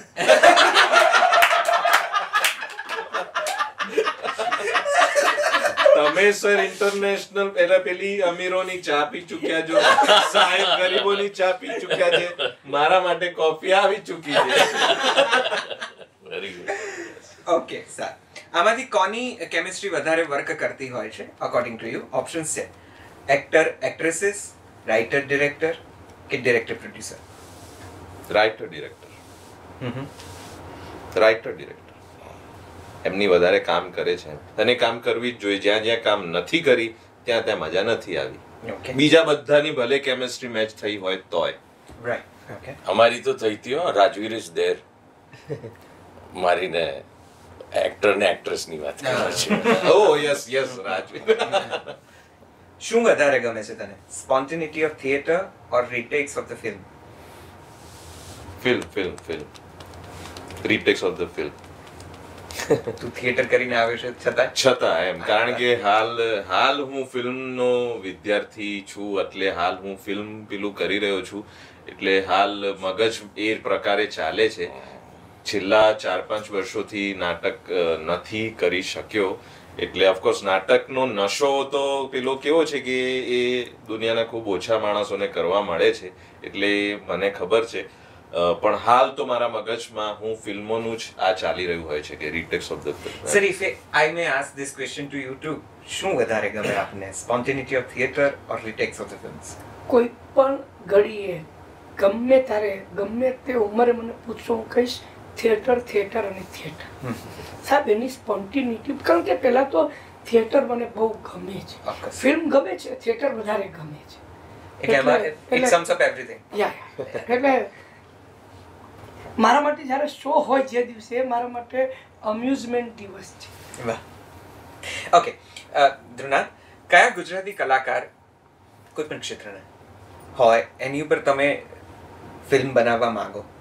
કોઈ એવો કોઈ કલાકાર, કોઈ એક એવી પર્સનાલિટી ધ્યાન છે કે જેના જીવન પર તમને એમ થાય કે મારે ફિલ્મ બનાવવી છે કે એવું કંઈ? હમણાં જે થોડા દિવસથી ફરી રહ્યા છીએ, તો હું સર પાસેથી મહેશ નરેશ એમના વિશે હું ખૂબ બધી વસ્તુઓ જાણી રહ્યો છું, અને મને એવું થાય, એટલે હું જ બનાવું એમ નહીં, પણ મને એવું થાય છે કે એ બંને વ્યક્તિત્વો આટલા દુનિયામાં ફેમસ થયા છે, પણ ફિલ્મ સ્વરૂપે પણ એ સામે જો આવે તો મજા આવશે જોવાની પણ એમ. એટલે આમ એવું થાય છે એ હવે હશે તો એટલે મને જો ક્યારેક એ બનાવવાનો મોકો મળે તો એ આશીર્વાદ, પણ જે પણ બનાવે એ બનવું જોઈએ એવી વાત છે. એબ્સોલ્યુટલી. મહેશ, નરેશ અને નરેશભાઈ ગુજરાતી સિનેમાની એક વિરલ ઘટના છે. આપણે ત્યાં થયેલા બહુ જૂજ કલાકારો એવા છે કે જે આવી લોકપ્રિયતાને આપણા માધ્યમ પર વર્યા છે, અને શું અદાકારી. એક વખત ખૂબ વંદન પ્રણામ સાથે મહેશ, નરેશને તેમની ફિલ્મોના સ્વરબદ્ધ ગીતો તમે સાંભળશો તો તમને એમ થઈ જશે કે એક જુદો જ અનુભવ, જુદો જ પરિચય થશે. મારે એકવાર એ સંવાદ તમારી સાથે ચોક્કસથી કરવો છે મહેશભાઈ અને નરેશભાઈ ઉપર. એમના સ્મરણો તાજા કરીએ, એમની ફિલ્મોગ્રાફી વિશે વાત કરીએ. આઈ એમ શ્યોર કે તમારા તો બધું એકદમ સ્મરણમાં હશે, સ્મૃતિમાં હશે. આપણે કોઈક દિવસ એના વિશે વાત કરીશું. અને મને બહુ રસ છે કે હું આજની પેઢીને આ માધ્યમ દ્વારા એ કલાકારોનો સહેજ જો અમે પરિચય કરાવી શકીએ તો અમને આનંદ થશે. ઓકે, તમારા કયા નાટક ઉપરથી તમારે ફિલ્મ બનાવવી છે? ધ્રુવનાથ કામલે આપઘાત કરે છે. કારણ કે એકદમ સોશિયલ સટાયર છે, અને એ જ્યારે મેં કરેલું ત્યારે પણ મને, એટલે જે યંગ ઓડિયન્સ છે એમને ખૂબ ગમેલું, અને હજી પણ મને એમ છે કે એની જે વાત છે, એનો જે આઈડિયા છે એ ખૂબ રેલેવન્ટ થઈ શકે, અને જે કંઈ પણ યંગસ્ટર્સ જે દુનિયામાં જીવતા હોય છે એ એની સરસ વાત કરી શકે એવું મને લાગે છે. એટલે મને લાગે કે જો એના પર ફિલ્મ બનાવી શકાય. અને ધ્રુવનાથ કામલે આપઘાત કરે છે અને પછી એનો પાછળ બીજો ભાગ, એટલે મારા મનમાં હતો જે વિચાર હતો, ધ્રુવનાથ કામલે આપઘાત કરાવે છે એ પણ, બંને વસ્તુ એ જો હું બનાવી શકું તો મજા પડશે. તમે અબ્રોડ ગયા અને ફિલ્મ મેકિંગ અને થિયેટર ફિલ્મ મેકિંગ શીખ્યા. ત્યાંથી એક એવી ખાસ ટેકનિક અથવા તો કંઈક એક ખાસ આવડત લઈને આવ્યા છે તમે આ ફિલ્મમાં ઉપયોગમાં લીધી, એ કઈ? એ ત્યાં ફિલ્મ મેકિંગ તો ઠીક છે કે ફિલ્મ મેકિંગ તો એ ઠીક છે, પણ પોતાના જન્મ સ્થળ, હું જ્યાં મોટો થયો એનાથી આટલે દૂર હું ગયો, અને જીવનમાં ક્યારે હું અમદાવાદ છોડીને એવી રીતે ગયો. એટલે આપણે ફરતા બધે જ હોય, શોઝ કરવા જતા હોય, 15 દિવસ બહાર હોય, પણ ઘર ક્યારે છોડ્યું હોય એવું નથી બન્યું. અને જ્યારે હું ત્યાં ગયો, આટલો સમય ઘરથી દૂર રહ્યો, અને ત્યારે મેં પોતાને ખૂબ સમજ્યો કે ત્યારે ઓબ્જેક્ટિવલી હું આ જગ્યાને, અહીંયાની સંસ્કૃતિ, અહીંયાના માણસો, બધી જ વસ્તુઓ સમજી શક્યો. અને ત્યારે મને થયું કે યાર મારું વાર્તા કથન અથવા મારે જે કંઈ પણ કહેવું છે ને ખૂબ ઇન્ડિયનાઇઝ છે, ખૂબ અહીંયાની વસ્તુઓ છે. એટલે પછી મારે એ પેલું ડિસિઝન ખૂબ સમય લાગેલો કે હું ત્યાં જ રહું કે પછી હું અહીંયા પાછો આવું, કારણ કે અંદરથી મારે વાર્તા તો અહીંયાની જ કહેવી છે અને અહીંયાની જ હશે. એટલે પછી હું આવ્યો. અને એ જે તમારા કમ્ફર્ટ ઝોનમાંથી તમે બહાર નીકળીને જે તમે પોતાને પણ સમજો કે મારામાં આ બધી વસ્તુઓ છે, એ બધી વસ્તુઓ મને ખૂબ હેલ્પ કરે છે. જેમ સરે ધીરજનું કીધું એમ મને મારી ટીમ કે મહર્ષિ કે જે બીજા બધા જે ઘણા નાટકોમાં પણ પહેલા કામ કરે, એ લોકોને પણ એવું અચરજ થાય કે યાર તમે બૂમાબૂમ નથી કરતા, અથવા તમે ગાળ નથી બોલી રહ્યા, અથવા તમે નાટકમાં તો મારતા હતા, શીખવાડતી વખતે મારતા હતા પણ લાકડીથી, કારણ કે સર મારવું પડે છે.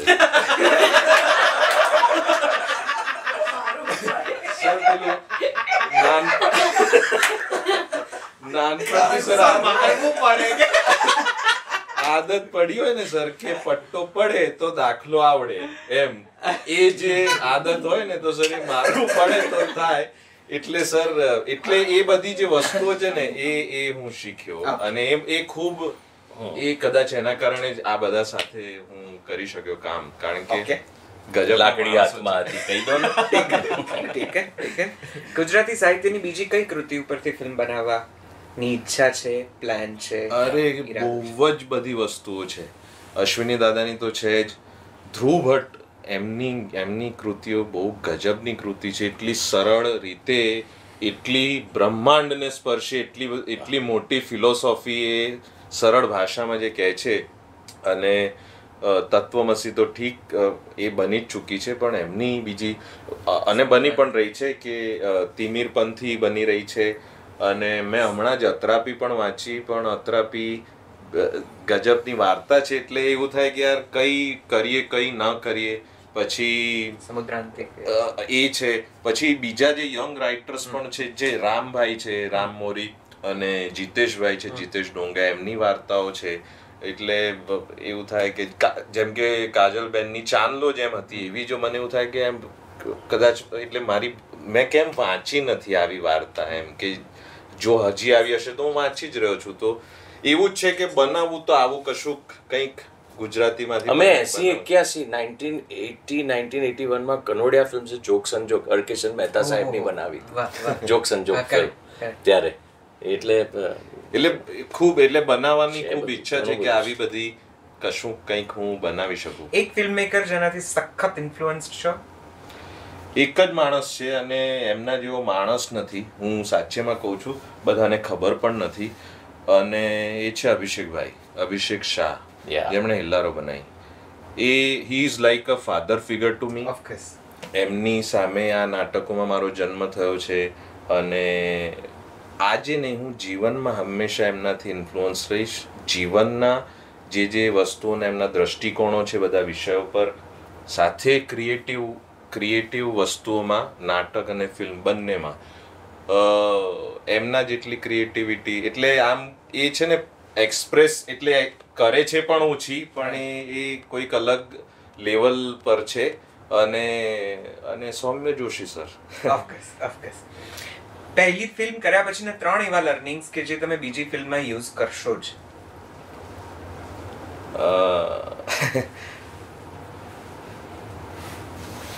3 લર્નિંગ્સ. એક તો પહેલું હતું કે રિહર્સલ્સ અમે દરેક એક્ટર સાથે કર્યા જ છે ફિલ્મ ફ્લોર પર જતા પહેલા. એ તો હવે નાટકથી જેવી આદત પડેલી છે, એ તો હું કરીશ જ.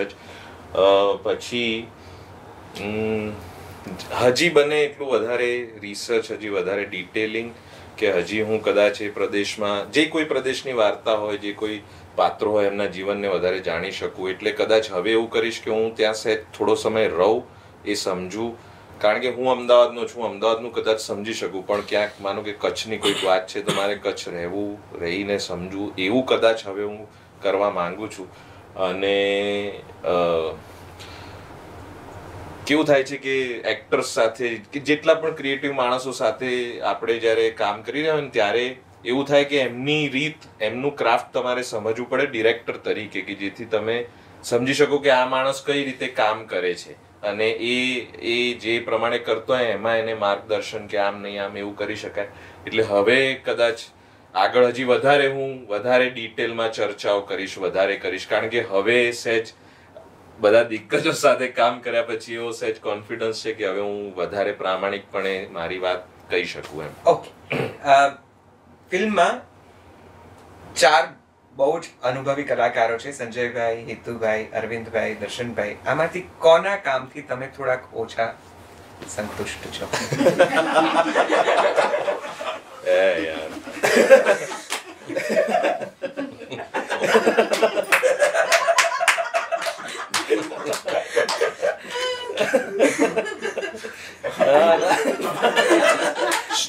ના, બિલકુલ નહીં. ચાલશે. યુવરાજભાઈ, તમે મારું નામ લઈ લો, હું સમજી ગઈ.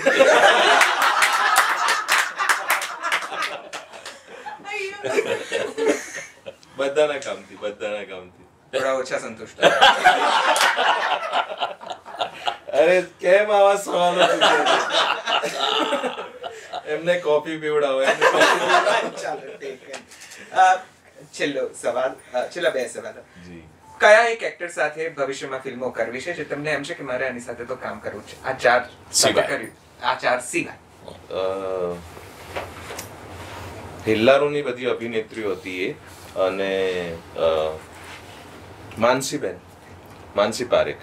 ઓકે, હિતુભાઈને અને સંજયભાઈને એક એવી વાત, આ છેલ્લો સવાલ છે, જે કહેવાની હોય તમે, જે અત્યાર સુધી શૂટ કે વગેરે તમે ન કહી શક્યા હો, જે આજે તમારે ધારો કે તમારે કહેવી હોય તો એ કઈ હોય ટૂંકમાં?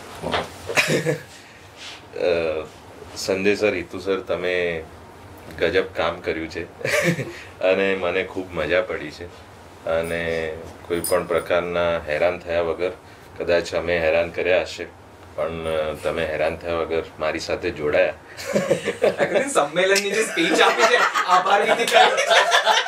પણ કદાચ આવી રીતે મેં કંઈ ગજબ કામ કર્યું છે એવું કંઈ હું બોલ્યો નથી બંને જણને. ઓકે ઓન ધેટ નોટ ફરી એકવાર કેવું છે? ના મેં કીધું ને કે માણસો ગજબ છે ને એમાં ગજબ કામ.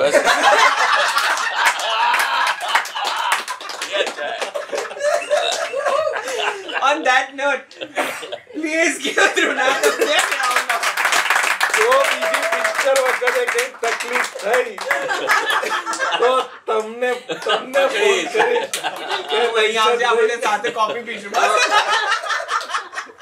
હું તમને કહીશ કે ચલો મારી સાથે અને પેલા માણસને સમજાવો. તે કોઈનું એવું નામ લીધું જ નથી કે બીજી પિક્ચર વખતે તને તકલીફ થાય. Correct very politically correct. Okay Hitubhai ચલે લવ યુ. ચલીએ.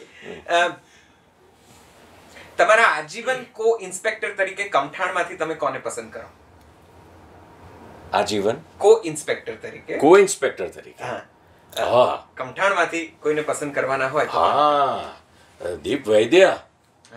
એટલે મને જે પેટ દુખાડ્યું છે ને એ માણસે થ્રુ આઉટ ધ શૂટ કંઈક ચાલુ હોય એન્ડ ઇઝ સચ અ વન્ડરફુલ પર્સન. ખૂબ મજા આવી. જોકે રહેવાનું મારું દર્શનભાઈ સાથે પણ બહુ જ થતું હતું. I loved him also, but there is a certain kind of એક રિસ્પેક્ટ આ તે બધું આવે વચ્ચે, બિંગ અ સિનિયર આ તે બધું. બટ જેમ દીપ વૈદ્ય સાથે મન ખોલીને મજા કરી છે. ઓકે કમઠાણમાંથી આખી સ્ટારકાસ્ટમાંથી એઝ એન ઇન્સ્પેક્ટર કોઈ એકનું એન્કાઉન્ટર કરી નાખવું હોય તો કોણ કરો? તમે આ બધા સપના આવે છે, આ બધા આવે છે ક્યાંથી બધું? સર અમને કોઈ ફિલ્મો લેતું નથી એટલે અમે બેઠા કમઠાણમાંથી ઇન્સ્પેક્ટર અમે બે જ હતા ને. અમે હું ને દીપ હતા ને. દીપ હા એ અને PSI હા અને બાકી બધા હવાલદાર. દર્શનભાઈ પણ હતા ને? એ ઇન્સ્પેક્ટર નતા, આપણે એ હવાલદાર હતા. એટલે તમારે ના હા પૂછી જો સર એ જમાદાર જમાદાર. સિનિયર કોન્સ્ટેબલ એમ. કોણ હતું એની સાથે કોઈ ના સવાલ તમે કીધું કે ઇન્સ્પેક્ટર. હવે એમને ઇન્સ્પેક્ટર તરીકે તમારે કોનું એન્કાઉન્ટર કરવું છે એમ પૂછ્યું છું. પણ એ પોલીસની ટીમમાંથી જ કે કોઈ પણ માંથી. ગન કોની પાસે હશે? એમની પાસે જ હશે ને એન્કાઉન્ટર કરવા. એટલે મારે કોનું એન્કાઉન્ટર કરવું છે. કોનું એન્કાઉન્ટર મહત્વનું છે.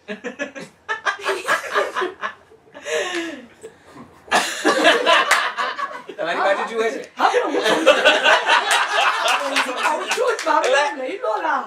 મારી ચોરી કરી નાખી મારી તો ઇમેજ ની જે પથારી ફેરવાઈ છે ને આ પિક્ચર ની અંદર. હાલો તમારું પણ નામ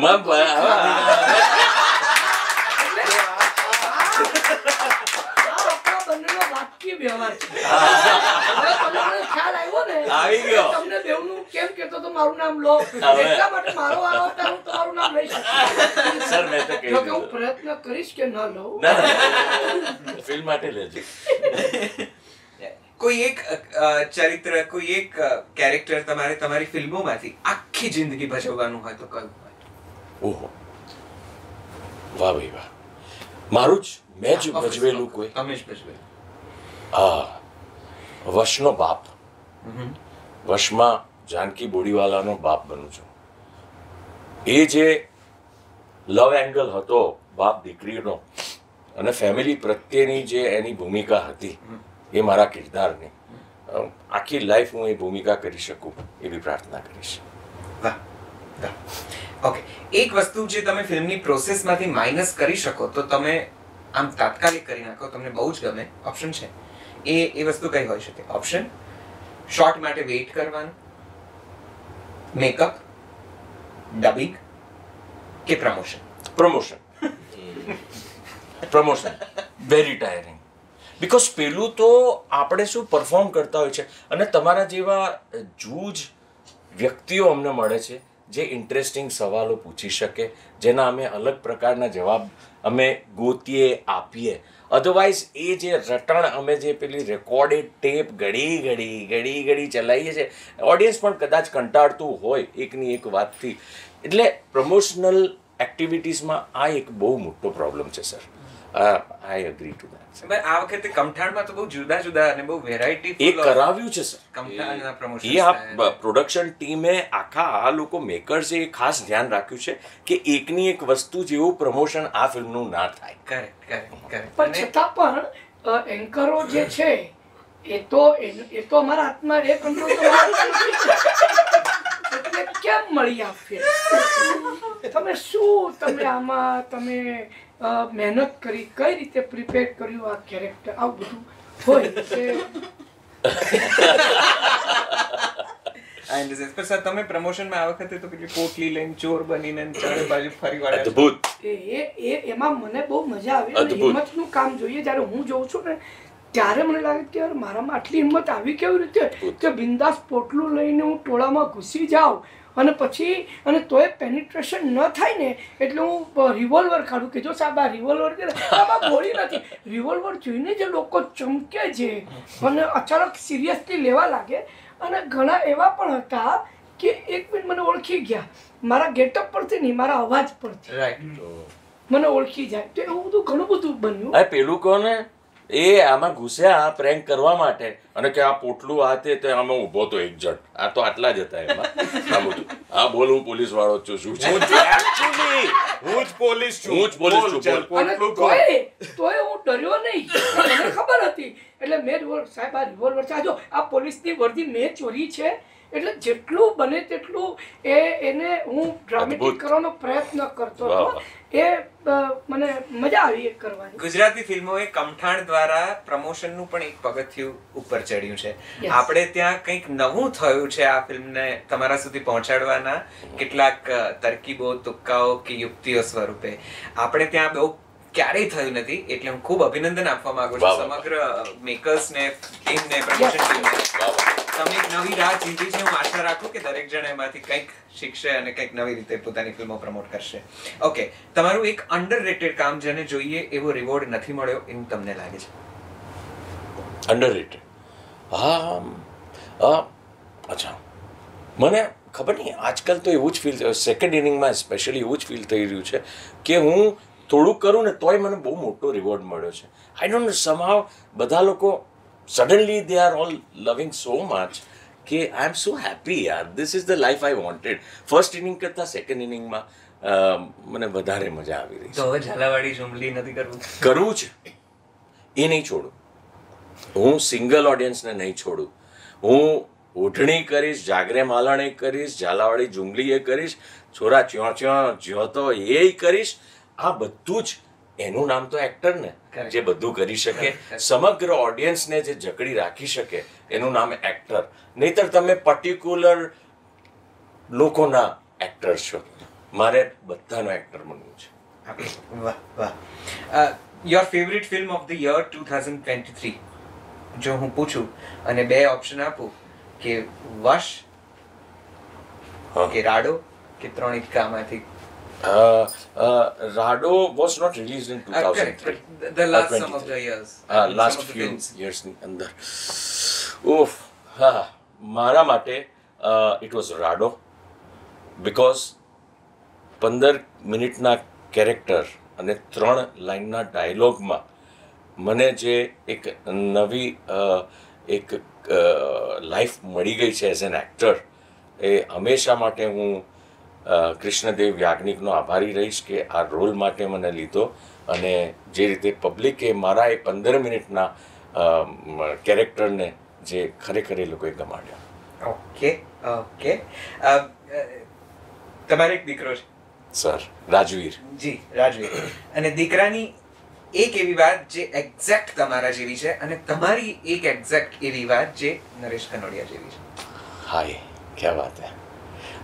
મારા દીકરાને જ્યારે એ આવે અમારી સાથે કોઈ પણ ઇવેન્ટમાં બહાર, કંઈ પણ, જેમ કે ફિલ્મફેરમાં આવ્યો હતો હમણાં, સો એ લગભગ ઇવેન્ટોમાં મોટી મોટી જગ્યાએ એ મારી સાથે જ હોય છે. એટલે એવું છે કે પ્રીમિયર્સ હોય કે કંઈ પણ ઇવેન્ટ હોય ને ત્યારે સામેથી ઓર્ગેનાઇઝર્સ ને પ્રોડ્યુસર્સ એમ જ કહે છે કે 3 ટિકિટ તમારી સાહેબ છે જ, કારણ કે હું, મોના અને રાજવીર અમે સાથે જ જઈએ છીએ. જ્યારે પણ ઇવેન્ટમાં જઈએ ને ત્યારે મારા દીકરાને સ્ટેજ ઉપર જવું હોય છે, એ લાઇટની સામે ઊભું રહેવું હોય છે, એને 10,000 માણસ હોય તો સામે ઊભો રહીને એને માઇક પકડવું હોય છે. આ જ વસ્તુ મને પણ મારી પણ હતી જ્યારે હું નાનો હતો. So I think it's in the genes. અને તમારી એક એવી વાત જે એક્ઝેક્ટલી નરેશભાઈ જેવી છે. આ જ વાત, અચ્છા, આ જ વાત સાહેબ. અમારે એ પરંપરાગત આ વસ્તુ રહી છે કે અમે લોકો સ્ટેજ જોઈને ગાડા થઈએ છીએ. I think so. વાહ, વાહ. તમારી જ એક એવી ફિલ્મ જે તમને બિલકુલ નથી ગમતી.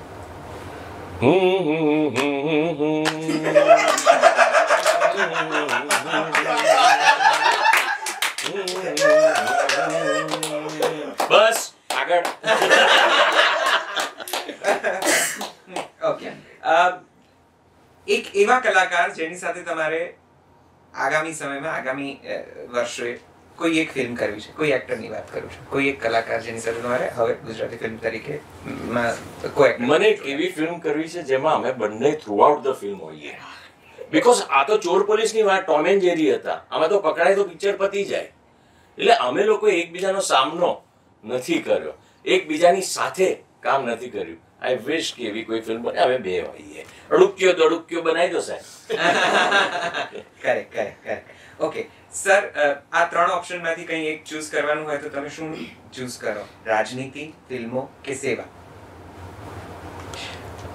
સેવા, મનોરંજન થકી સેવા, અને ખરેખરની રાજનીતિ થ્રુ સેવા. સેવા સાહેબ. ઓકે. એક ડિરેક્ટર જેની સાથે તમારે કામ કરવું છે, કેડી વગેરે સાથે તો તમે કર્યું છે, હવે અત્યાર સુધી જે ડિરેક્ટરો સાથે કામ કર્યું એના સિવાય કોઈ? હમણાં કીધું ને, વિપુલ મહેતા. Okay, fine. છેલ્લે, કમઠાણમાં કોની સાથે કામ કરવું? તમે પણ બહુ જ અનુભવી કલાકારો સાથે આમાં સ્ક્રીન શેર કર્યો છે. કોની સાથે કામ કરવું સૌથી સરળ રહ્યું? કોની સાથે કામ કરવું સૌથી અઘરું રહ્યું? સરળ રહ્યું દર્શન જરીવાલા સાથે. અમે થ્રુઆઉટ ધ ફિલ્મ અમે લોકો સાથે જ છીએ. અઘરું કોની સાથે રહ્યું? કોઈ એવું સાહેબ, અરવિંદ વૈદ્ય સાથે પણ બહુ મજા આવી, દીપ વૈદ્ય સાથે પણ બહુ. અઘરું આ ફિલ્મમાં એકચ્યુઅલી કોઈની સાથે નથી રહ્યું. નથી રહ્યું. આજકાલના એક્ટર્સને તમારે કોઈ એક સલાહ આપવી હોય અનુભવી એક્ટર તરીકે તો શું આપો? દોસ્ત, બાઉન્સર્સની જરૂરત નથી આપણે લોકોને. આપણને લોકો પ્રેમ આપે ને એમાં જ આપણી જીત છે કલાકાર તરીકે. તો ડિમાન્ડ બાઉન્સર્સની નહીં રાખવી જોઈએ, ડિમાન્ડ વધુ લોકોને મળવાની રાખવી જોઈએ.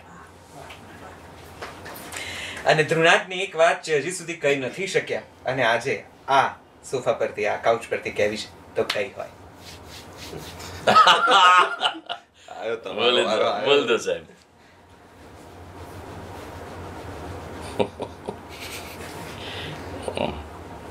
મને જ પૂછો છે શું? ફરીથી કહો. ચાલો. ધ્રુનાદને એક વાત જે હજી સુધી તમે કહેવા માંગતા હતા, કહી નથી શકી, અને આજે આ કાઉચ પરથી કહેવી હોય તો શું હોય?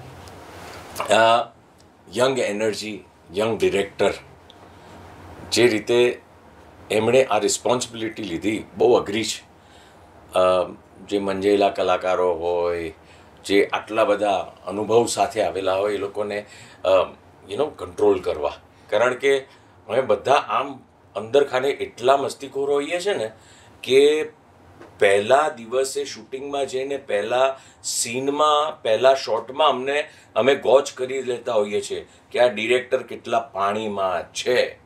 એટલે પહેલા જ શોટમાં જોઈ લીધું હતું કે આ ખરેખર એક એવું ટેલેન્ટ છે કે જે આગળના દિવસોમાં Gujarati film industry is really going to cherish him.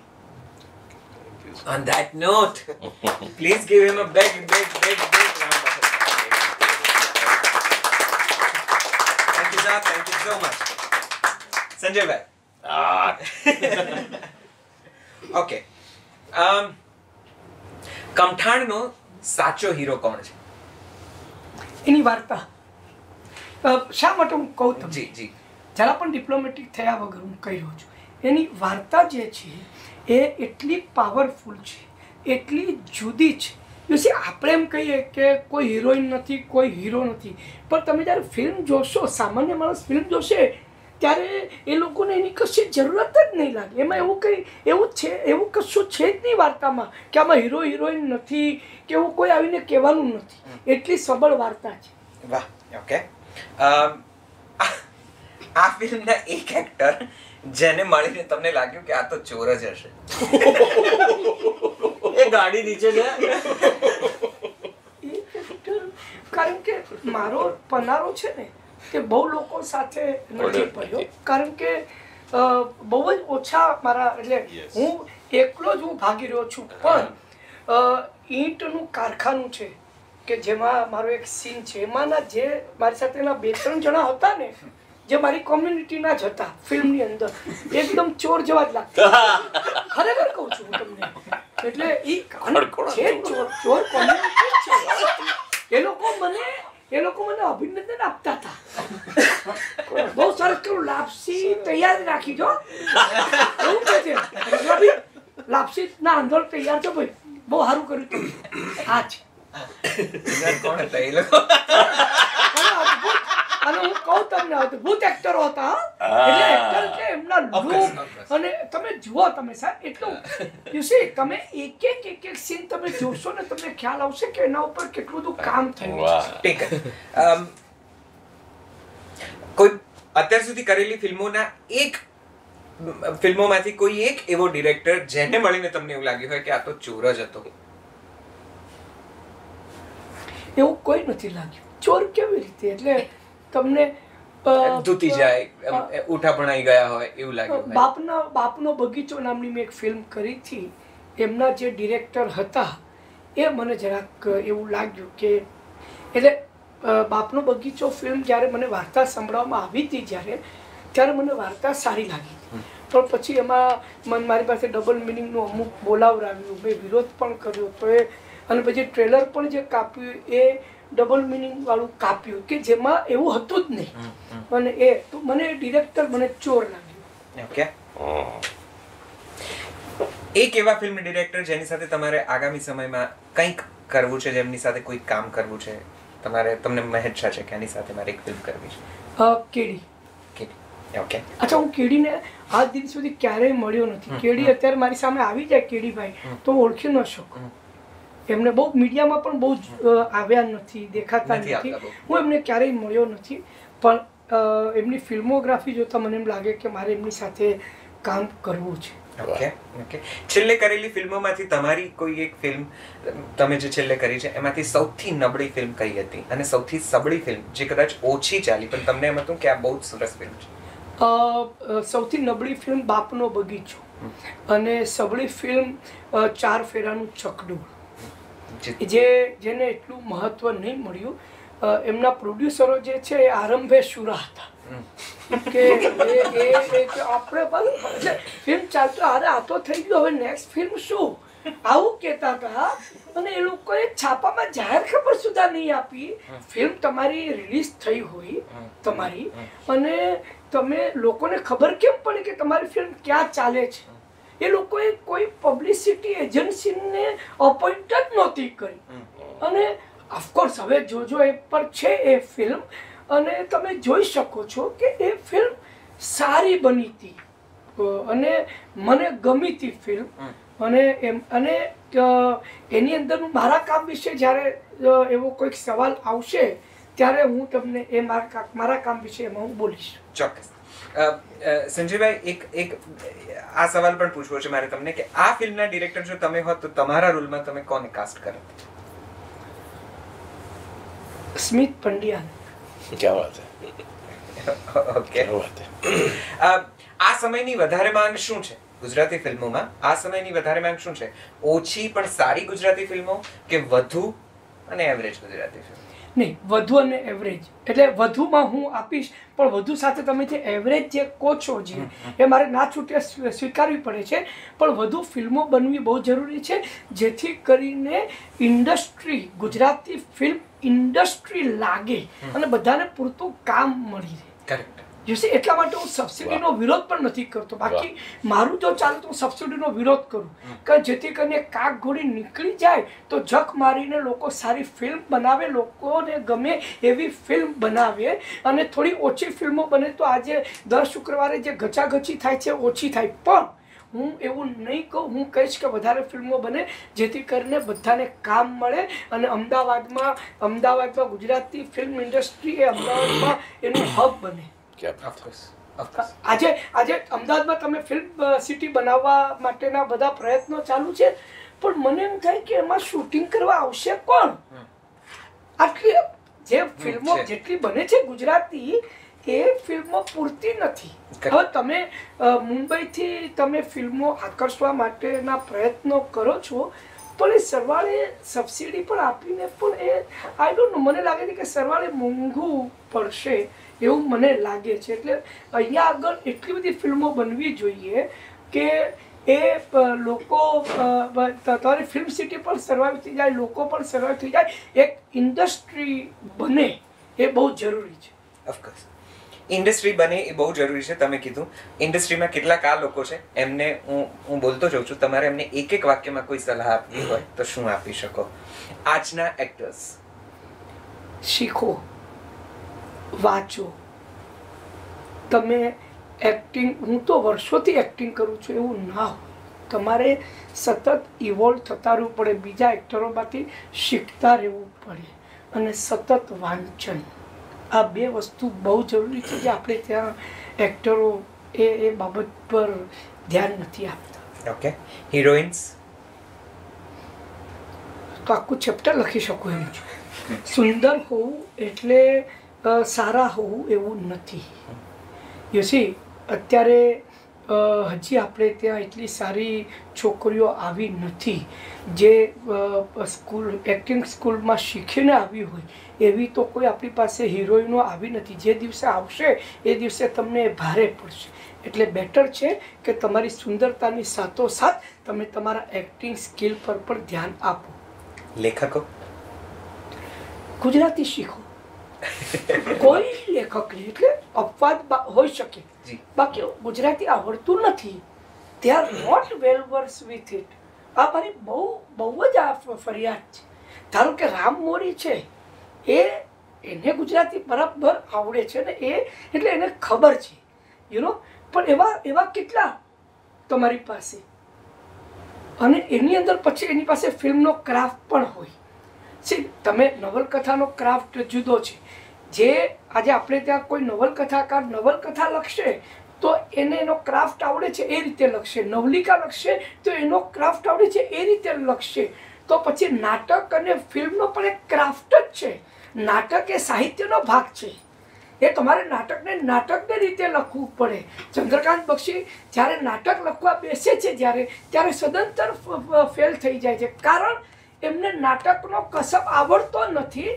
પણ એમને એમ લાગે છે કે હું નવલકથાકાર છું, હું કોલમ લખું છું એટલે હું નાટક લખી શકું છું. એ તદંતર ભૂલ ભરેલું છે. તેથી તમારી પાસે ફિલ્મનો ક્રાફ્ટ હોવો જોઈએ, નાટકનો ક્રાફ્ટ, બધા ક્રાફ્ટ અલગ અલગ છે. કવિતાનો ક્રાફ્ટ અલગ છે, કવિતાની અંદર હાઇકુનો ક્રાફ્ટ અલગ છે, ગઝલનો ક્રાફ્ટ અલગ છે, ગીતનો ક્રાફ્ટ અલગ છે. અને એ બધા એટલે કવિઓને એ આવડે છે, પણ જ્યારે એ જ કવિઓ જ્યારે લેખક બનવા માટે જાય છે ત્યારે એ કસબની બહુ પરવા કરતા નથી કે શીખવાનો પ્રયત્ન કરતા નથી એવું મને લાગે છે. પરફેક્ટ. દિગ્દર્શકો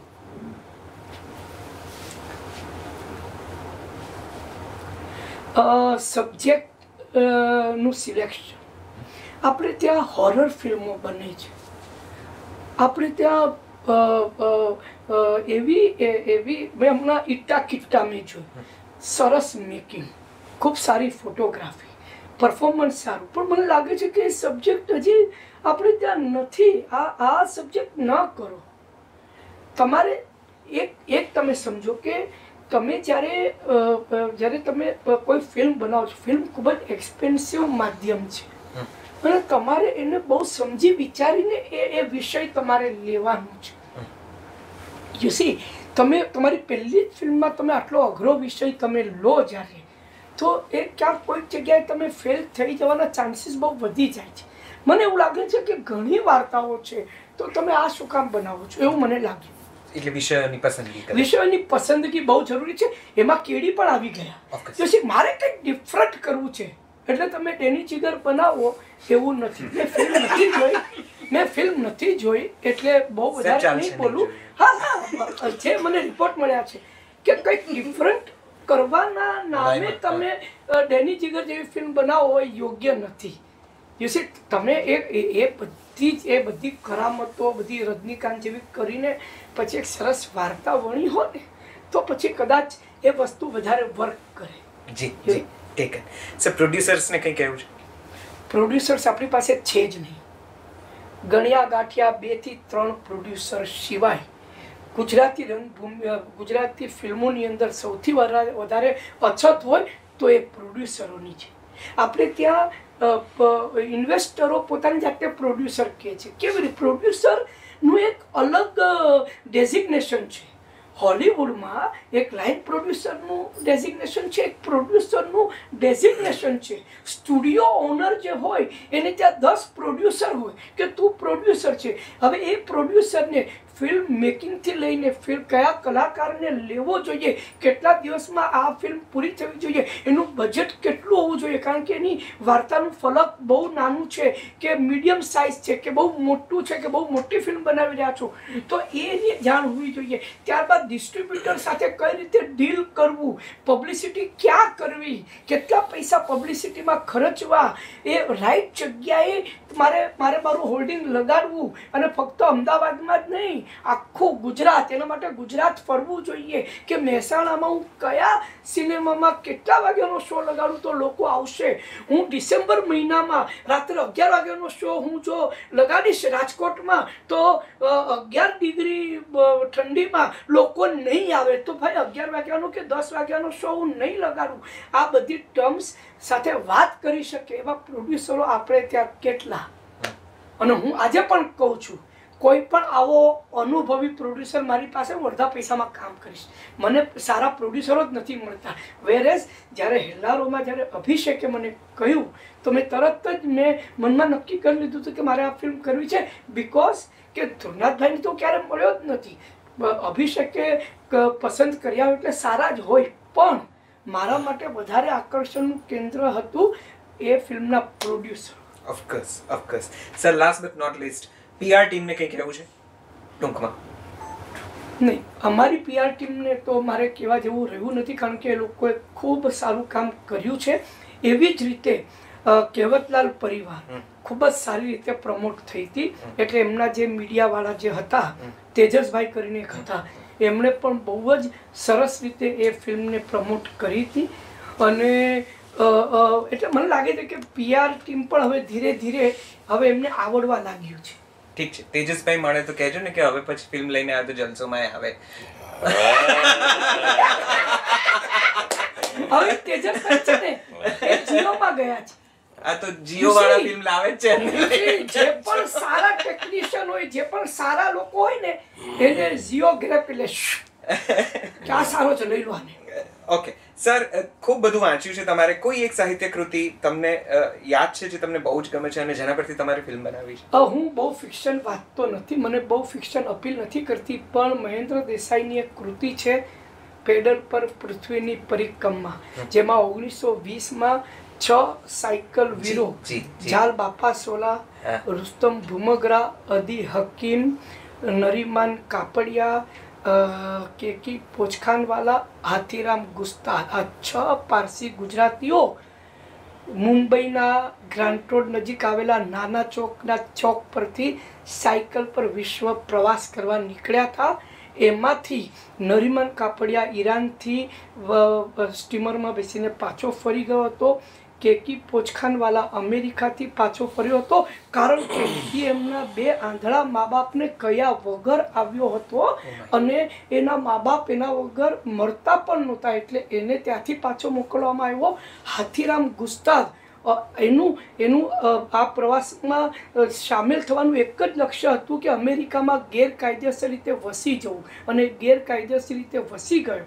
અને જાલ બાપા સોલા, અદી હકીમ અને રુસ્તમ ભમગરા, આ 3 જણાએ આખો વિશ્વ પ્રવાસ સાયકલ પર પૂરો કર્યો. એટલું જ નહીં, જે પણ જગ્યાએ જતા હતા એ લોકો ત્યાંના પહેલા ગવર્નર પાસે જાય અને એમને એમ કે ભાઈ અમે આ દિવસે અમે તમારી પાસે આવ્યા હતા, એવું અમને લખીને આપો ને તમારો સિક્કો મારો. આ પ્રકારના બધા જ ડોક્યુમેન્ટ્સ એ લોકો ભેગા કર્યા છે અને એના ઉપર એક વર્લ્ડ લેવલની વેબ સિરીઝ બનવી જોઈએ. આહા, ક્યા વાત, ક્યા વાત, વાહ, મજા પડી ગઈ. સાંભળીને થ્રિલ થઈ જવાય છે કે બને તો આ કેટલું જોરદાર કોન્ટેન્ટ સાબિત થાય. ઓકે સર, તમને તમારું કયું એક નાટક, જો હું તમને પૂછું કે તમારું એક નાટક તમને નથી ગમે તો એ કયું? મારું મને યાદ કરવા દો, કારણ કે એટલે છે નથી ગમેલા નાટકો છે, એવું નથી કે મેં બધું સારું કર્યું છે, પણ એક્ટિંગ વાળું કે ઓવરઓલ તમને એમ થાય કે આ જરા ઓછું જામ્યું, આ ચાલતું, એમાંના 100 ઓછા થશે તો મને વાંધો નથી એમ છે. ઘણા નાટકો છે એવા તો,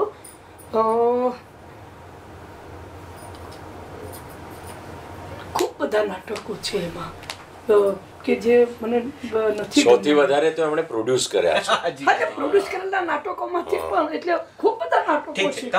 હવે 102 નાટક મેં પ્રોડ્યુસ કર્યા હોય બધા, એટલે કે બધા તો સારા ન હોય, એટલે તમે 102 નાટકોમાંથી તમને બહુ જ ગમતું એક નાટક? છેલ છબીલો ગુજરાતી. એક મિનિટ, એ ટાઇટલ કેવી રીતે આવ્યું? એ ટાઇટલ કેવી રીતે આવ્યું સાહેબ? એવું છે, નરેશભાઈ એક પ્લે કર્યો એમણે, હુકમનો એક્કો. જી. એમાં અમારા રાઇટર હતા ઇમ્તિયાઝ પટેલ જી, અને છેલ છબીલો ગુજરાતીના રાઇટર પણ ઇમ્તિયાઝ પટેલ હતા. એકચ્યુઅલી છેલ છબીલો ગુજરાતી મરાઠીનું પૂર્ણ દેશપાંડે સાહેબનું નાટક તુઝ હાય તુજ પાશી, એના રાઇટ્સ લઈ અને પછી અમે એને અમારી રીતે એને બનાવ્યું. તો એટલે હું ઇમ્તિયાઝને લેખક કહું છું, કારણ કે તુઝ હાય તુજ પાશી તો બહુ લાંબુ નાટક હતું, 60s લખાયેલું હતું, 3 અંકમાં હતું, એટલે એને મોડિફાઈ કરવું જ પડે એમ હતું. તો ઇમ્તિયાઝે લખ્યું હતું ને ઇમ્તિયાઝ હુકમનો એકો પણ લખતો હતો. તો ત્યારે અમારા સેટ ડિઝાઇનર છેલભાઈ ત્યાં આગળ નરેશભાઈના રિહર્સલ્સમાં બેઠા હતા, અને એ છેલભાઈ હતા અને બાજુમાં નરેશભાઈ બેઠા હતા, એની બાજુમાં ઇમ્તિયાઝ બેઠો હતો. તો એમણે કહું કે આ છેલ, હું છબીલો ને તું ગુજરાતી. તો ઇમ્તિયાઝે કહું કે આપણા નાટકનું સરસ ટાઇટલ છે, છેલ છબીલો ગુજરાતી. પછી લોકોએ રાખ્યું નહીં, પછી મારી પાસે આવ્યું છેલ છબીલો ગુજરાતી કરીએ તો મેં રાખો, એમ કરીને ટાઇટલ આવ્યું. વાહ વાહ વાહ. ઓકે, તમારા મતે ગુજરાતી ફિલ્મમાં હાલની તારીખે કમજોર કડી કઈ છે? પ્રોડ્યુસર્સ. તમે મને 10 વાર પૂછશો તો હું કહીશ પ્રોડ્યુસર્સ. આપણી પાસે પ્રોડ્યુસર્સ નથી. ઓકે ઓકે, એટલે ઓછા છે એમ. ઠીક. જૂની કોઈ ગુજરાતી ફિલ્મ છે તમને બહુ જ ગમે છે અને અત્યારે તમને મન થાય કે હું એ ફિલ્મ ફરીથી બનાવું? વણઝારી વાવ. હાય હાય, ક્યા વાત. કયા કલાકારને તમે ફરી ગુજરાતી ફિલ્મોમાં જોવા માંગો છો? મારી પાસે થોડાક ઓપ્શન્સ છે, એ સિવાય તમને જે પણ યાદ આવે. સ્નેહલતા, આશા પારેખ, કરુણા ઈરાની, પરેશ રાવલ ઓર કોઈ ઓર? પરેશ રાવલ. બાકીના 3 નામને તો ગમે ત્યારે તમે જોઈ શકો, પણ હવે અરુણાબેન હજી થોડા ઘણા એક્ટિવ છે. અરુણાબેન પણ મને જોવા ગમે ફિલ્મની અંદર, અને એ આમાં આવ્યા પણ હતા, આપણા ચાલ જીવી હતા પણ ખરા. એટલે અરુણાબેન તો ખરા જ.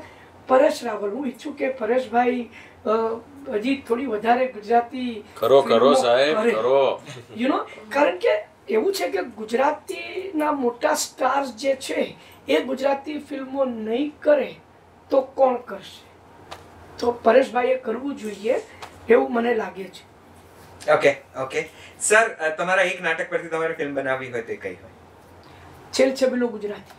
ઘણા બધા નાટકો છે, એટલે નિશ્ચિત બ્રહ્મભટ્ટ મને કે સમજો તમારા બધા નાટકો પરથી એક ફિલ્મ બની શકે એવું એક કે છે, પણ મને એવું લાગે છે કે છેલ છબીલો ગુજરાતી અને છગન મગન તારા છાપરે લગન, આ 2 નાટકો પરથી તો કહી જ શકે. બાકી ઘણા બધા છે. ગુજરાતી ફિલ્મના આવનારા દાયકામાં તમે કોને સુપરસ્ટાર, સુપર એક્ટર તરીકે જુઓ છો? તમારા મનમાં કોઈ છે નામ અત્યારના કલાકારોમાં? અત્યારના લોટમાંથી કોઈ નથી. એનું કારણ શું છે કે એનામાં જે એક હીરોમાં એની પર્સનાલિટી સાથે એક ઇન્ટેલેક્ટ હોવું જોઈએ ને એ ક્યાંક કોઈક જગ્યાએ મને ઓછપ લાગે છે. સિંગલ સ્ક્રીન સિનેમા જ્યારે આપણે રૂરલ સિનેમા જોતા હતા ને ત્યારની વાત અલગ હતી. ત્યાં આગળ તમારી પાસે ડાન્સિંગ સ્કિલ, એક્ટિંગ સ્કિલ ને એ બધું હોય ને તો એક વખત ચાલી જતું. હવે અત્યારે જે છે ને તે તમારી પાસે, કારણ કે લોકો વર્લ્ડ સિનેમા જોવા લાગ્યા છે. નેટફ્લિક્સ પર તમે મલયાલમ ફિલ્મો કે તમે તેલુગુ તમિલ ફિલ્મો જોવા લાગ્યા છે કે જે કયા કક્ષાની એ ફિલ્મો છે, કે કોરિયન સિનેમા લોકો જોવા લાગ્યા છે. પાછા એમાં તો હવે સબટાઇટલ પણ વાંચવાની તમારે જેમ જ નથી લેવી પડી. અમુક કોરિયન ફિલ્મો તો હિન્દી ડબિંગ સાથે આવે છે. તો આ બધી ફિલ્મો જોયા પછી તમારે કામ કરવાનું હોય ને લાંબા સમય સુધી જો ટકવાનું હોય ને તો તમારા સારા દેખાવ સાથે એક ઇન્ટેલેક્ટ પણ જરૂરી છે. Okay okay. અને છેલ્લા આ 2 સવાલો. એક સવાલ, આ ફિલ્મમાં આમ તો તમારા સીન બધા બહુ સાથે નથી ને લગભગ તમારે એકલા ફરવાનું એવા કોઈ દ્રશ્યો છે એવું જે તમે કીધું, છતાં આ ફિલ્મમાં તમારા પ્રિય, આ 3માંથી સૌથી વધુ પ્રિય કલાકાર કોણ છે? હિતુ કનેડિયા, અરવિંદભાઈ અને દર્શન જરીવાલા? હિતુભાઈ. હું કારણ કહું ને, આપણે એ બાજુમાં બેઠા છે એટલે સામે લગાડવાનું નથી કહેતો, હું કહું તમને. યુ સી, મેં જ્યારે સ્ક્રિપ્ટ વાંચીને રઘલાની મેં ભૂમિકા મેં જે પસંદ કરીને એની પાછળનું કારણ હતું ક્લાઇમેક્સનું સીન. હિતુભાઈ તે વખત યુ સી, એક એક્ટર જ્યારે ઓન સેટ બીજા એક્ટરના વખાણ જ્યારે કરે કે એની જ્યારે વાત કરે ને કે યાર સંજયભાઈ આમાં ક્લેપ આવશે, તમે જોઈ લેજો, આ સીનમાં ક્લેપ તમારા પર આવશે જ આવશે. આવા કલાકાર કે જે તમને કાપવા કરતાં તમને મદદ કરે, તમારા કસબને વધારે સારું કરવામાં મદદ કરે, એ હિતુભાઈ છે. વાહ. અને ધ્રુનાદને આજે આ મંચ ઉપરથી કંઈક કહેવું હોય જે અત્યાર સુધી તમે ન કહી શક્યા હોય તો એ શું હોય? ધ્રુનાદભાઈની ઇન્ટિગ્રિટી. કદાચ ધ્રુનાદભાઈને પણ કદાચ યાદ નહીં હોય, પણ એવું છે, ફિલ્મ છે ને એ ફિલ્મ બનાવવાનું પેશન, શોખ એ ખૂબ જ એક્સપેન્સિવ શોખ છે, ખૂબ જ એક્સપેન્સિવ પેશન છે. અને એ તમે જ્યારે કરતા હો ને ત્યારે તમારે ખૂબ બધી વસ્તુઓનો ભોગ આપવો પડે. મારો એક સીન હતો જીપમાં જે કપાઈ ગયો, મારો અને સુનિલ વાઘેલા. એમાં એમને ખાવાનો ટાઈમ નહોતો મળ્યો અને મને હજી યાદ છે કે મગની દાળનું ઓલું પડીકું આવે ને પ્લાસ્ટિકનું જે, તો એ લઈને ખાતા હતા. આ એમનું લંચ હતું. સી, આ ઇન્ટિગ્રિટી, આ નિષ્ઠા જે છે ને એ બહુ જરૂરી છે. તમે જ્યારે બનાવતા હો ને ત્યારે તમારે એ નથી તો તમારે ભાઈ મારે પેલું આ કામ પૂરું કરવાનું છે આજે સાંજ સુધીમાં, એમાં હું ભૂખ્યો રહીશ તો ચાલશે, ભાઈ કંઈક આપી દે ને મને, હું ખાઈ લઉં. આ ઇન્ટિગ્રિટી જે છે એ ધ્રુનાદભાઈમાં છે, એ બહુ જ. ક્લાઇમેક્સના સીનમાં આપણ નતા જમ્યા થ્રુ આઉટ ધ ડે, સવારથી લઈને સાંજ સુધી હી ડિડન્ટ ઈટ. કેમ કે એમનો મૂછ હોય તમારી, હવે હું મૂછ કાઢું અને હું જમવા જાઉં. અહીંયા ક્લાઇમેક્સના સીનમાં શું હતું, અમારી પાસે એક દિવસ હતો, સવારે 5 થી સાંજે 5 વાગ્યા સુધીમાં અમારે બધું પૂરું કરવા. શિયાળાનો સમય હતો, 5 વાગ્યા પછી સનલાઇટ જતી રહીને એમાં કામ પૂરું કરવાનું હતું.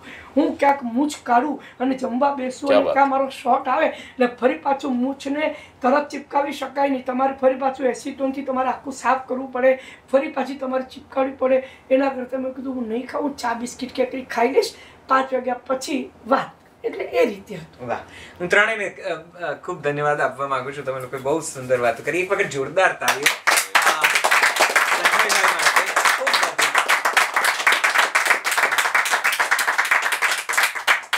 મને હંમેશા એવી લાલચ થઈ આવે કે આટલા બધા અનુભવી, આટલા બધા સિનિયર કલાકારો અહીંયા બેઠા હોય, પોતાના અનુભવના નિચોડ સમય વાતો કરતા હોય તો એમને કેટલું પૂછી લઉં, કેટલું જાણી લઉં. દર વખતે એવું થાય કે કંઈ વાંધો નહીં, બીજી ફિલ્મમાં આવશે જ ને, પણ એની કોઈ ગેરંટી હોતી નથી. ક્યારેક આવે, ક્યારેક ન અવાય. આખું પ્રમોશનનું જુદું જ ચક્કર હોય છે. ત્યારે મને એમ થાય કે હું કેટલી વાતો કરી લઉં, ભલે 2 કલાક થયા, ભલે 1.5 કલાક થયા, પણ આ વાતોનો તો આનો કોઈ અંત નથી. Thank you very much. મને આ સંવાદ આમ તો અટકાવવાનું અત્યારે જરાય મન થતું નથી, પણ છતાં તમે લોકો અહીંયા આવ્યા ને આટલી સુંદર વાતો કરી. કમઠાણને એક વાક્યમાં અથવા તો એક શબ્દમાં, if you wish two promote two this audience, what would you say? એક સારી ફિલ્મ હિન્દી ફિલ્મને ટક્કર આપે એવી ફિલ્મ. ઓકે. 1 વર્ષથી 111 વર્ષના લોકો સાથે બેસીને માણી શકે એવી સિચ્યુએશનલ કોમેડી ફિલ્મ. ગુજરાતી સાહિત્યની એક સરસ મજાની કૃતિ અને એ જ કૃતિને બિલકુલ ન્યાય મળે એવા ભરપૂર મહેનત પ્રયત્નો સાથે અમે બનાવેલી એ જ કૃતિની ફિલ્મ કમઠાણ. કમઠાણ આ અઠવાડિયે જ તમારા નજીકના સિનેમા ઘરોમાં આવી રહી છે. એક વખત બહુ દિલથી, પ્રેમથી, વંદન સહિત, આદર સહિત યાદ કરીએ અશ્વિની ભટ્ટને. ગુજરાતી સાહિત્યને મળેલો આ એક અદનો લેખક કે જેની કૃતિઓ એમના ગયા પછી આજે પણ કોઈ પણ પુસ્તક મેળામાં સૌથી વધારે વંચાતી અને વેચાતી કૃતિઓમાંની આ એક છે. અશ્વિની ભટ્ટના કામથી તમે પરિચિત ન હોય તો તેમનું કોઈ પણ એક પુસ્તક ઉપાડો, વાંચવાનું શરૂ કરો અને પછી મારી કદાચ આ વાતને તમે જુદી રીતે વાગોળજો. એક વખત દિલથી ખૂબ પ્રેમથી યાદ કરી અશ્વિની ભટ્ટને અને હું ચાહીશ કે આપ સૌ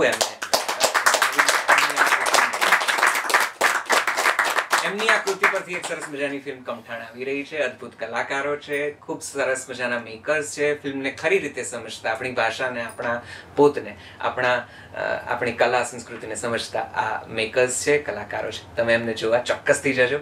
અત્યારે અહીંયા હું રજા લઉં આપની. શુદ્ધ દેશી સંવાદમાં ફરી જલ્દીથી મળીએ છીએ. ત્યાં સુધી કરતા રહો જલસો. પ્લે સ્ટોર અને એપ સ્ટોર પર અવેલેબલ છે, ડાઉનલોડ કરી લેજો. Thank you very much. Thank you Thank you so much.